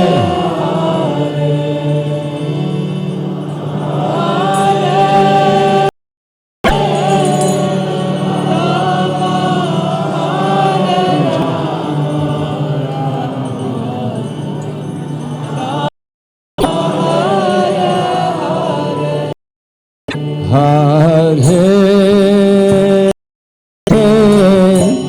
Krishna, Hare Krishna, Krishna Hare Hare, Hare Rama, Hare Rama, Rama Rama, Hare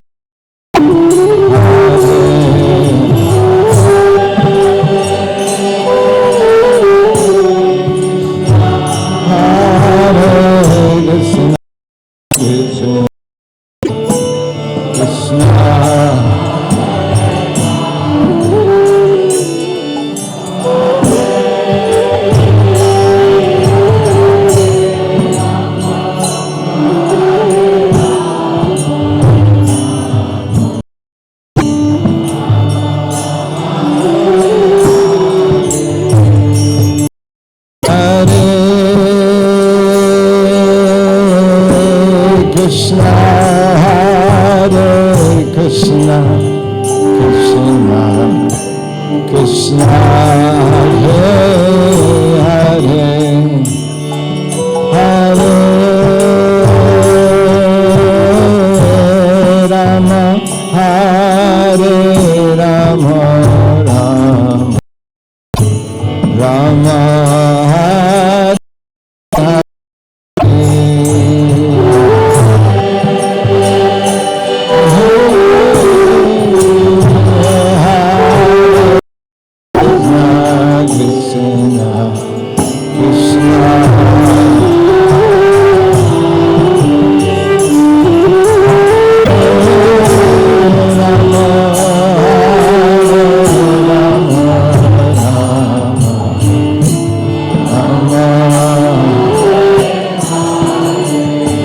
Hare Krishna, Hare Krishna, Krishna Krishna, Hare Hare, Hare Rama, Hare Rama, Rama Rama, Hare Hare.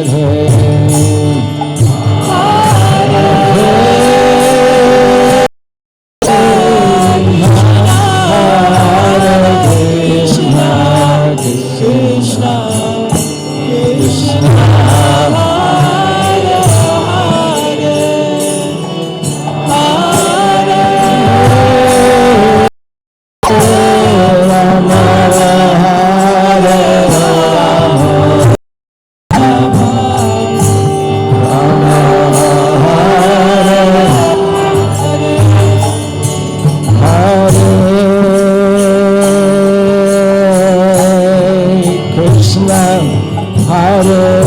Krishna Krishna Krishna Hare Hare Hare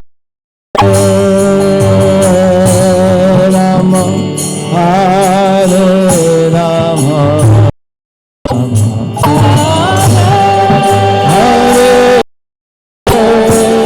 Krishna Hare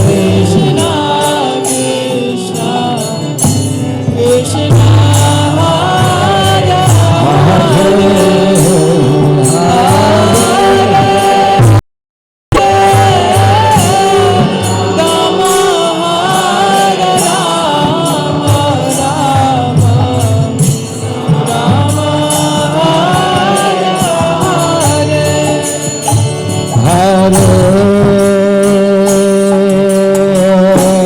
Krishna Hare Krishna Krishna Krishna Hare Hare Hare Rama Hare Rama Rama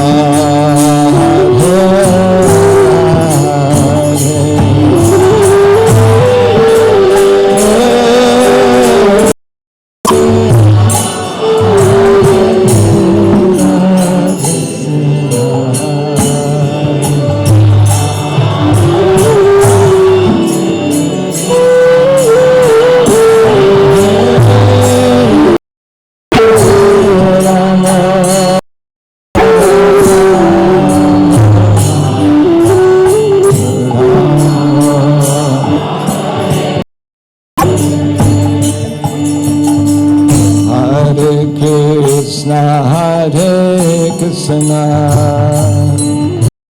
Krishna Krishna Hare Hare Hare Rama Hare Rama Rama Rama Hare Hare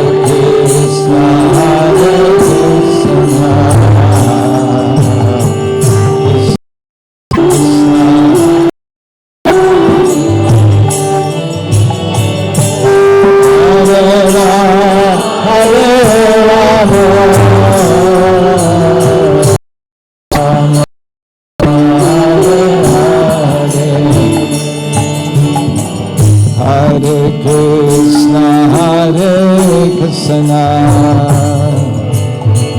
Krishna Krishna Hare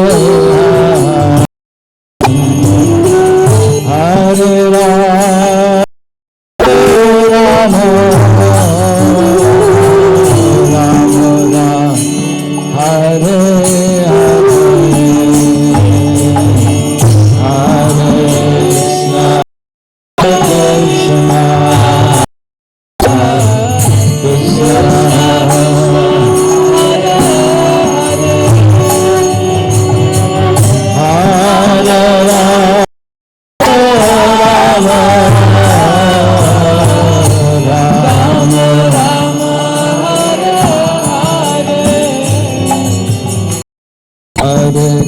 Krishna Hare Krishna Krishna Krishna Hare Hare Ram Hare Ram Ram Hare Hare Hare Krishna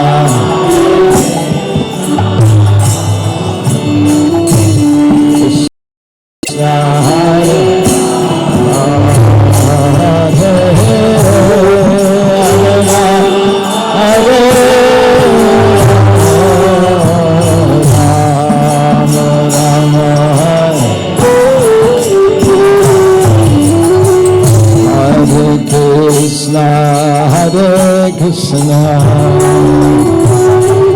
Krishna Krishna Hare Hare Hare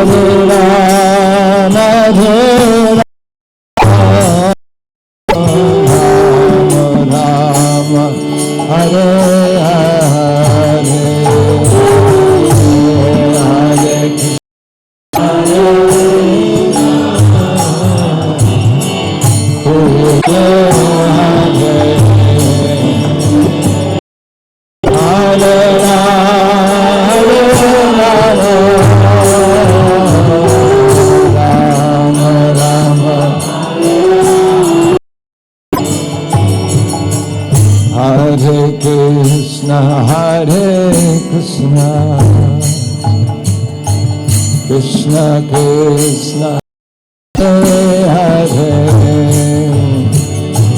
Hare Rama, Hare Rama, Rama Rama, Hare Hare.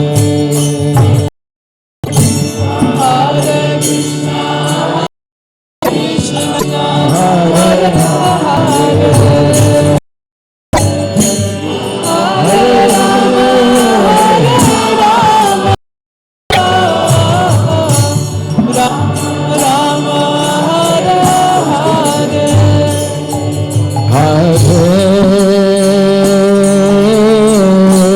Krishna, Hare Krishna, Krishna, Krishna,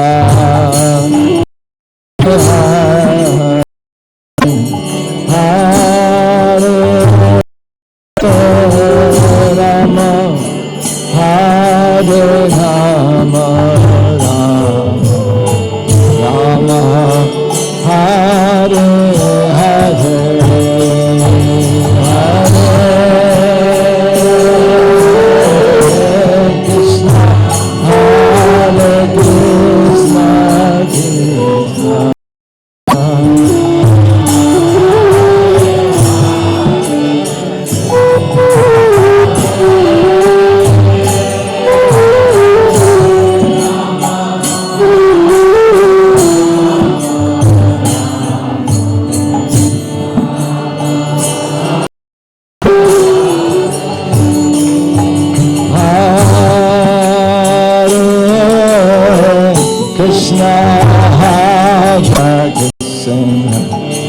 Krishna, Hare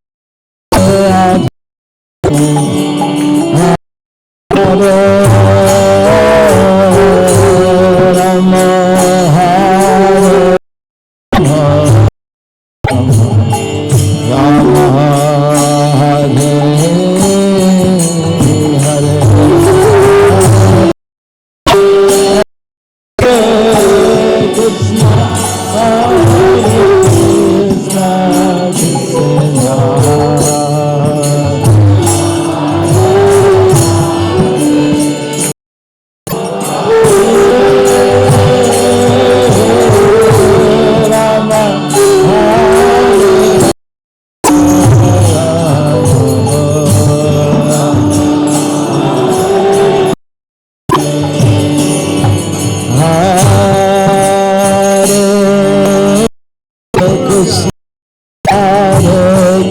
Krishna,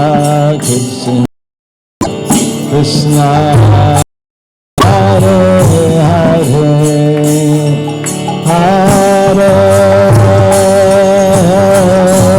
Rama, Hare Rama,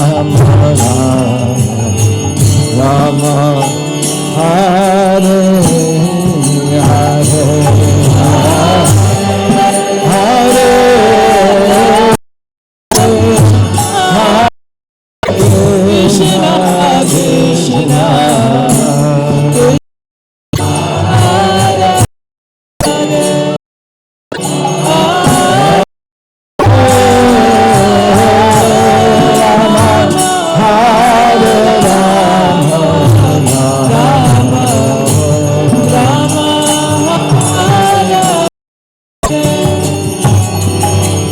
Hare Krishna, Krishna, Hare Krishna, Krishna, Krishna, Krishna, Hare Hare, Hare Rama, Hare Rama, Rama Rama, Hare Hare. Krishna, Hare Krishna, Krishna,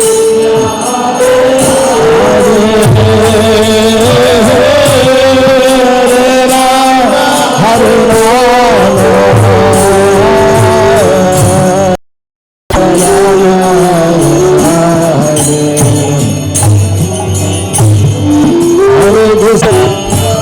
Krishna, Krishna, Hare Hare,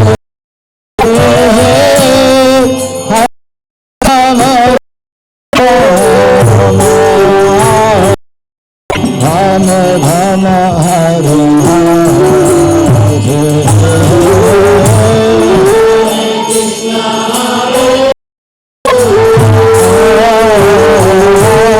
Krishna, Krishna,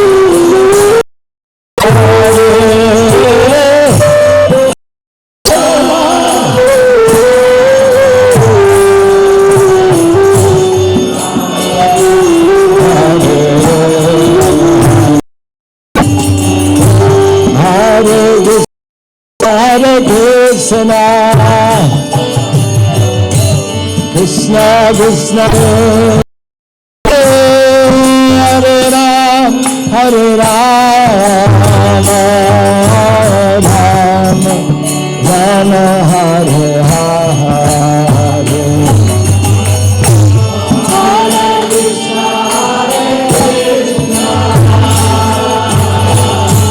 Krishna Hare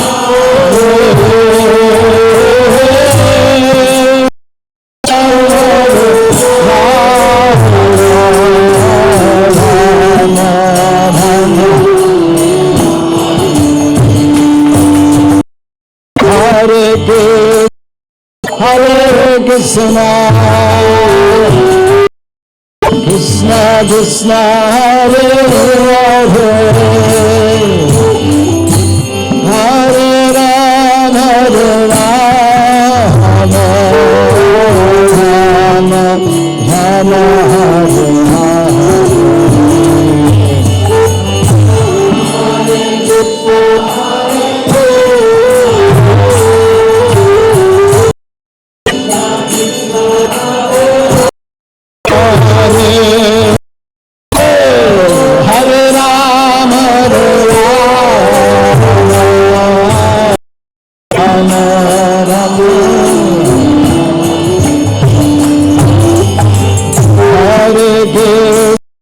Hare Krishna,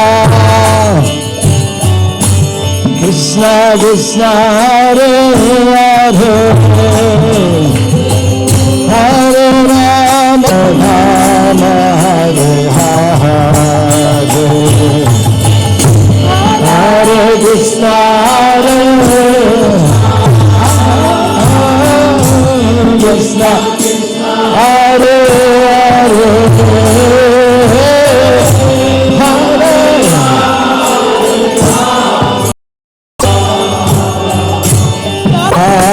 Krishna, Krishna, Krishna, Hare Hare, Hare Rama, Hare Rama,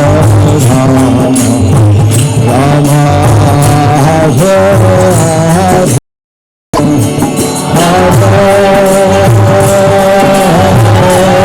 Krishna, Hare Krishna,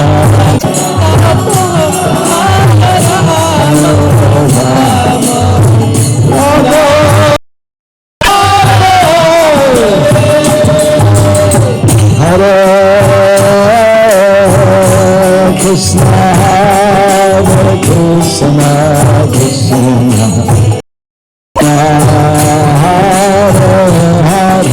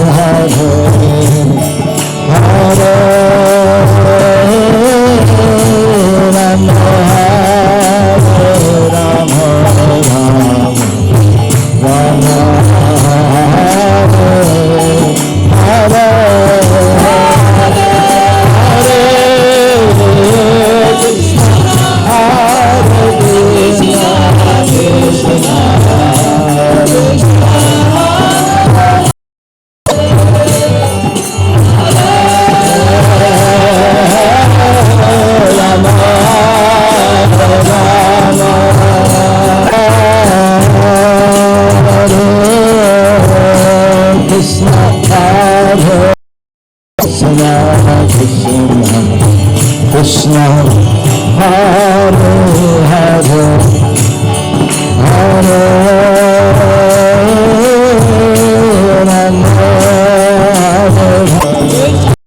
Rama, Rama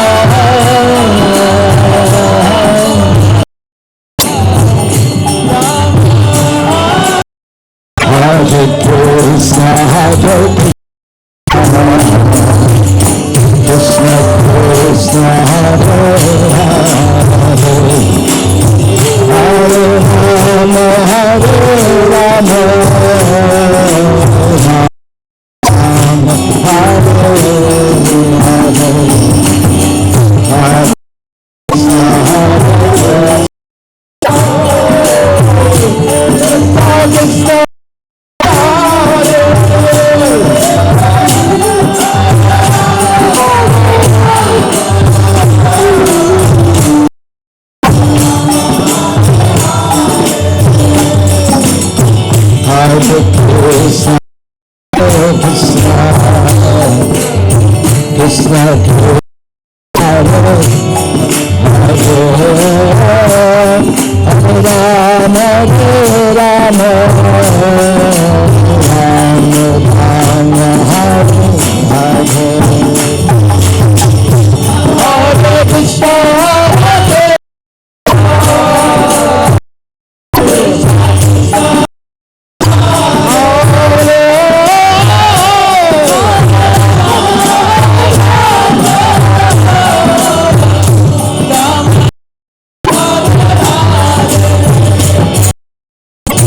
Hare Krishna, Krishna, Krishna, Hare Hare, Hare Rama, Hare Rama, Rama Rama, Hare Hare,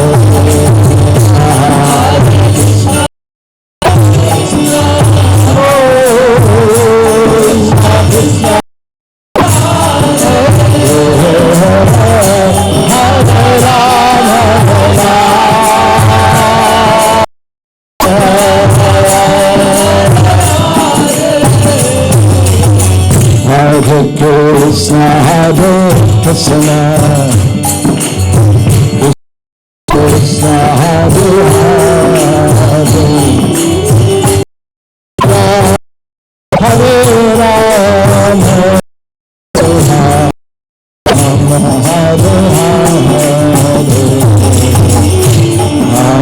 Hare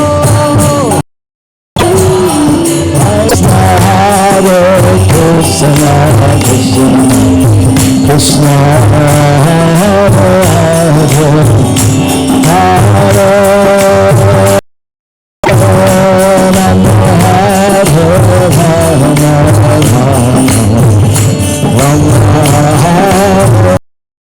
Rama,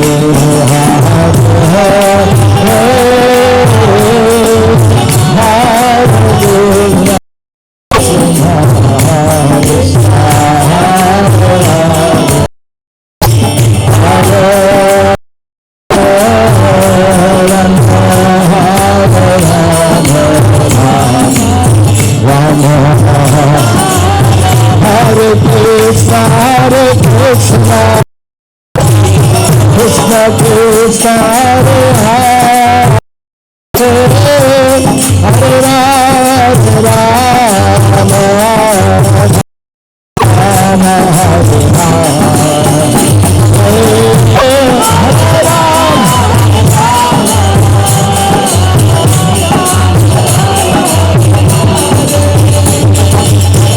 Hare Hare, Hare Rama, Rama Hare Krishna, Krishna, Hare Hare Rama, Rama Hare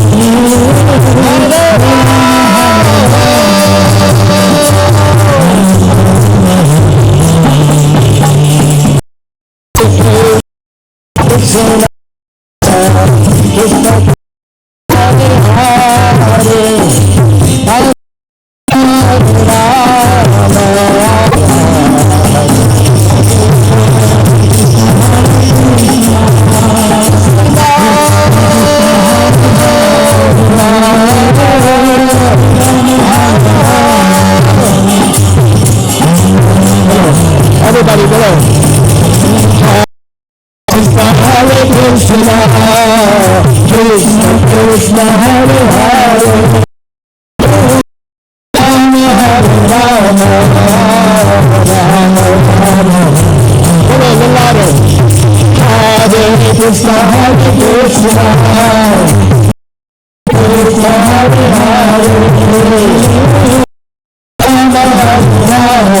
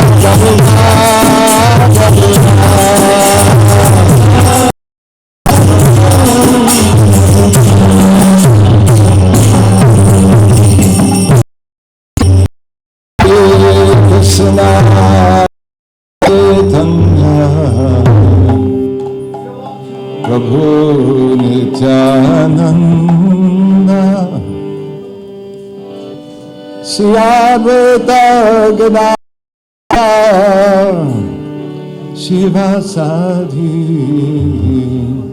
Gaur Bhakta Vinda Ananda Siyadeta Kedadha Shiva Sadhi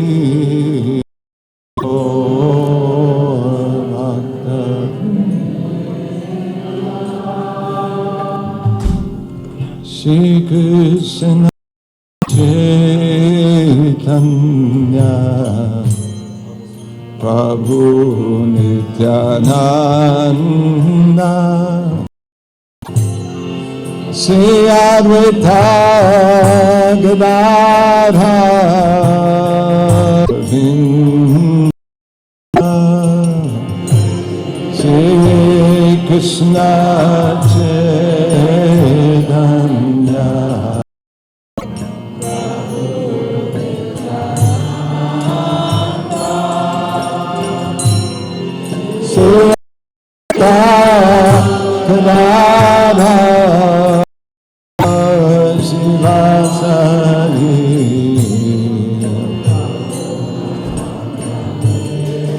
Jaya Shri Krishna Chaitanya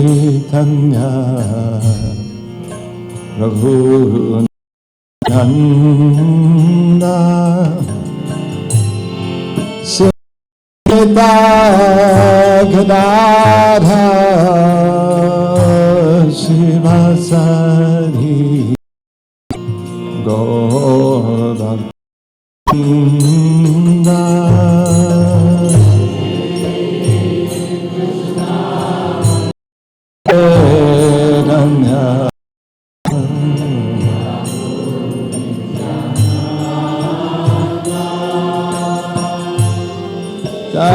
ISKCON Nitai की जय।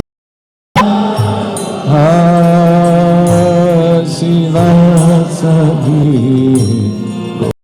भक्त जय Shri Krishna Chaitanya Nityanand Shri Advaita Gadadhara Shivasari Ola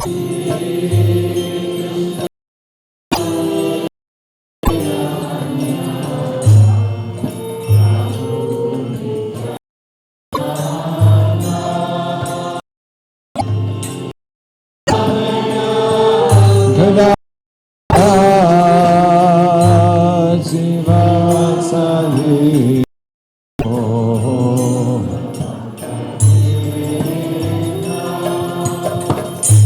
Hare Krishna, Hare Krishna,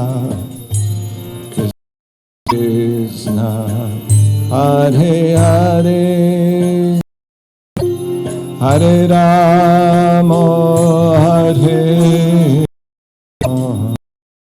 Rama, Rama, Hare Hare.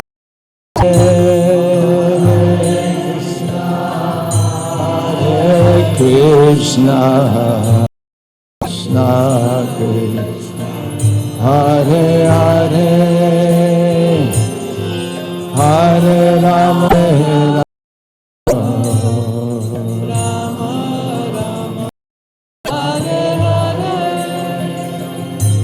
Hare Krishna, Hare Krishna, Krishna, Krishna, Hare Hare, Hare Rama, Hare Rama, Rama, Hare Hare,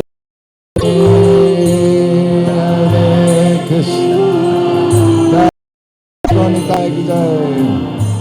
Krishna, Krishna,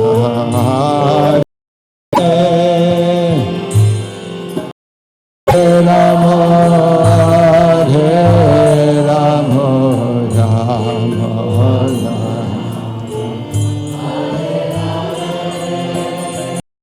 Hare Krishna, Hare Krishna, Krishna, Krishna, Hare Hare, Hare Rama, Hare Rama, Rama, Hare Hare, Hare Jai Jai Krishna, Krishna, Hare Hare, Hare Rama, Hare Rama, Rama,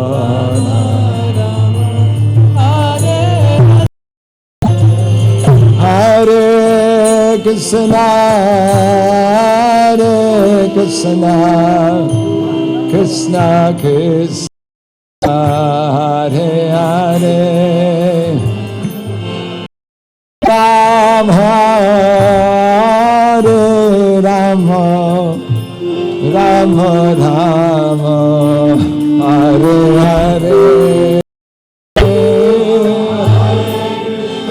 Krishna, Hare Hare, Rama, Rama, Rama, Hare Krishna, Hare Krishna, Krishna Krishna, Hare Hare, Hare Rama, Hare Rama, Rama Rama, Hare Hare,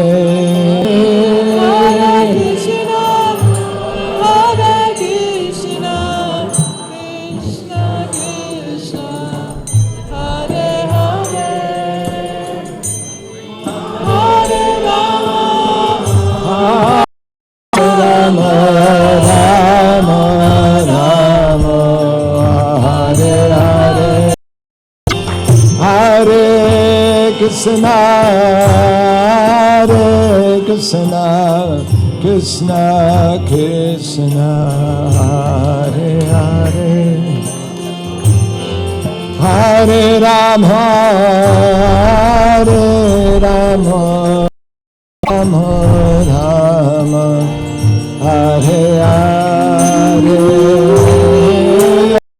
Krishna, Hare Krishna, Krishna, Hare Hare, Hare Rama.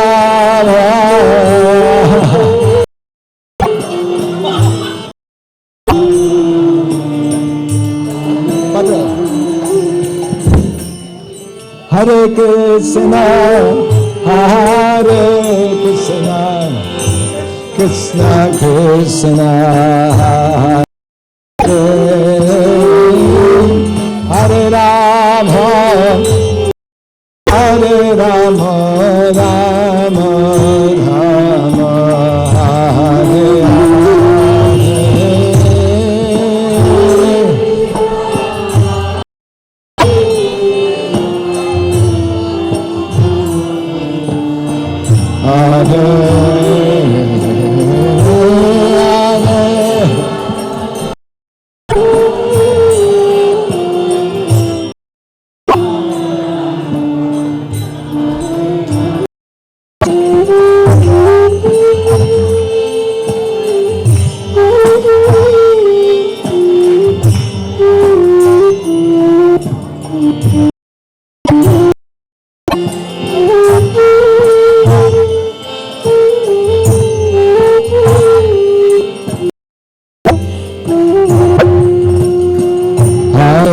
Krishna, Hare Krishna, Krishna Krishna, Hare Hare, Hare Rama, Hare Rama, Rama Rama, Hare Hare, Hare Krishna, Krishna, Hare Hare, Hare Rama, Hare Rama, Rama Hare Krishna, Hare Krishna, Krishna Krishna, Hare Hare, Hare Ram, Rama Rama, Hare Hare, Hare Krishna, Krishna, Hare Hare, Hare Hare Rama, Rama Rama, Hare Sham. Hare Krishna, Hare Rama, Rama Rama, Hare Hare, Hare Krishna, Krishna Krishna, Hare Hare, Hare Rama, Hare Rama,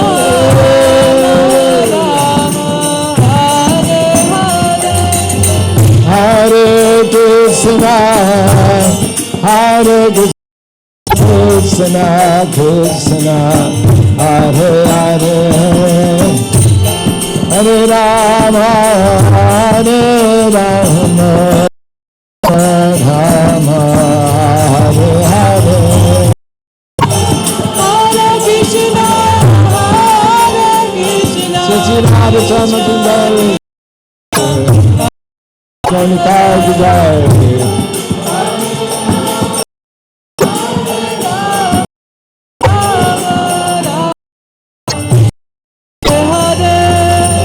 Hare Krishna, Hare Krishna, Krishna Krishna, Hare Hare, Hare Rama, Hare Rama, Rama Rama, Hare Hare, Hare Krishna Krishna, Hare Rama.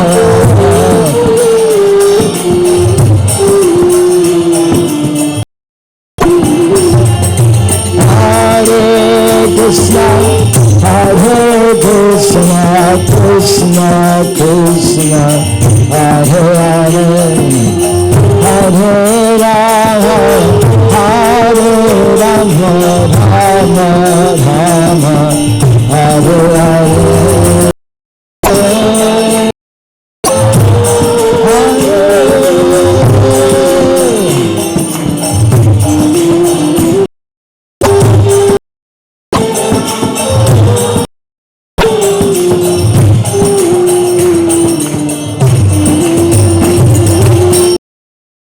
Krishna, Hare Krishna, Krishna Krishna, Hare Hare, Hare Rama, Hare Rama, Rama Rama, Hare.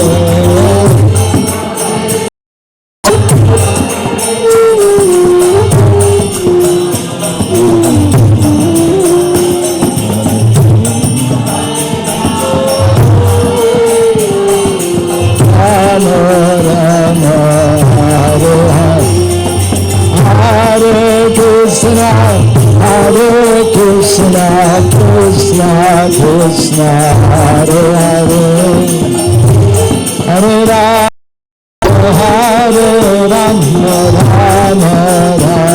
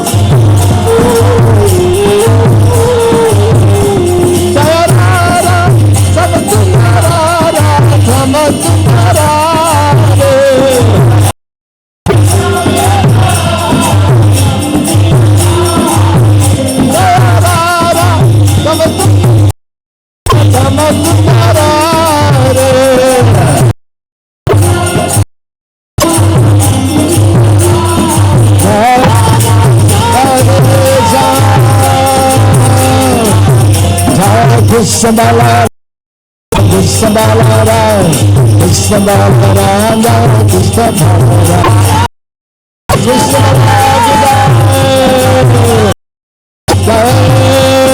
Krishna Balala, Krishna Balala, Krishna Balala.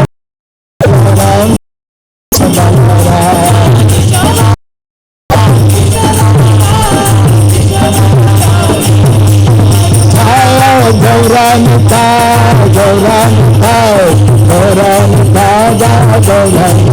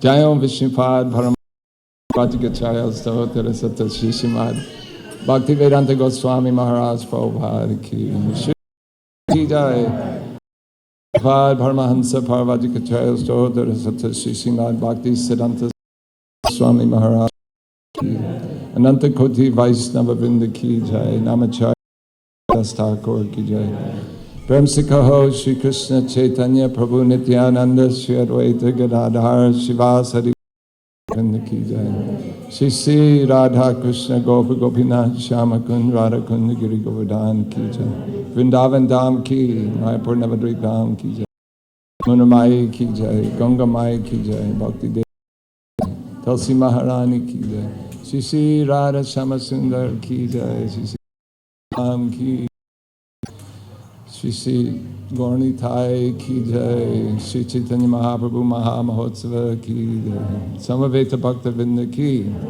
All glories to the assembled devotees, all glories to the assembled devotees, all glories to the assembled devotees.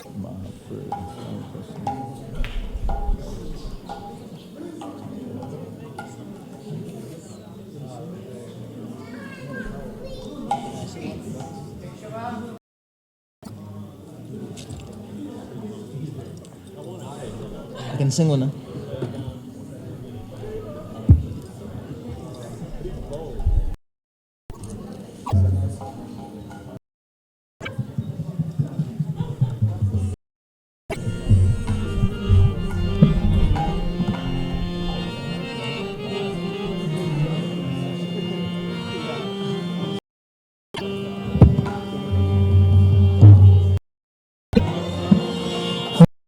Krishna, Hare Krishna, Krishna Krishna, Hare Hare,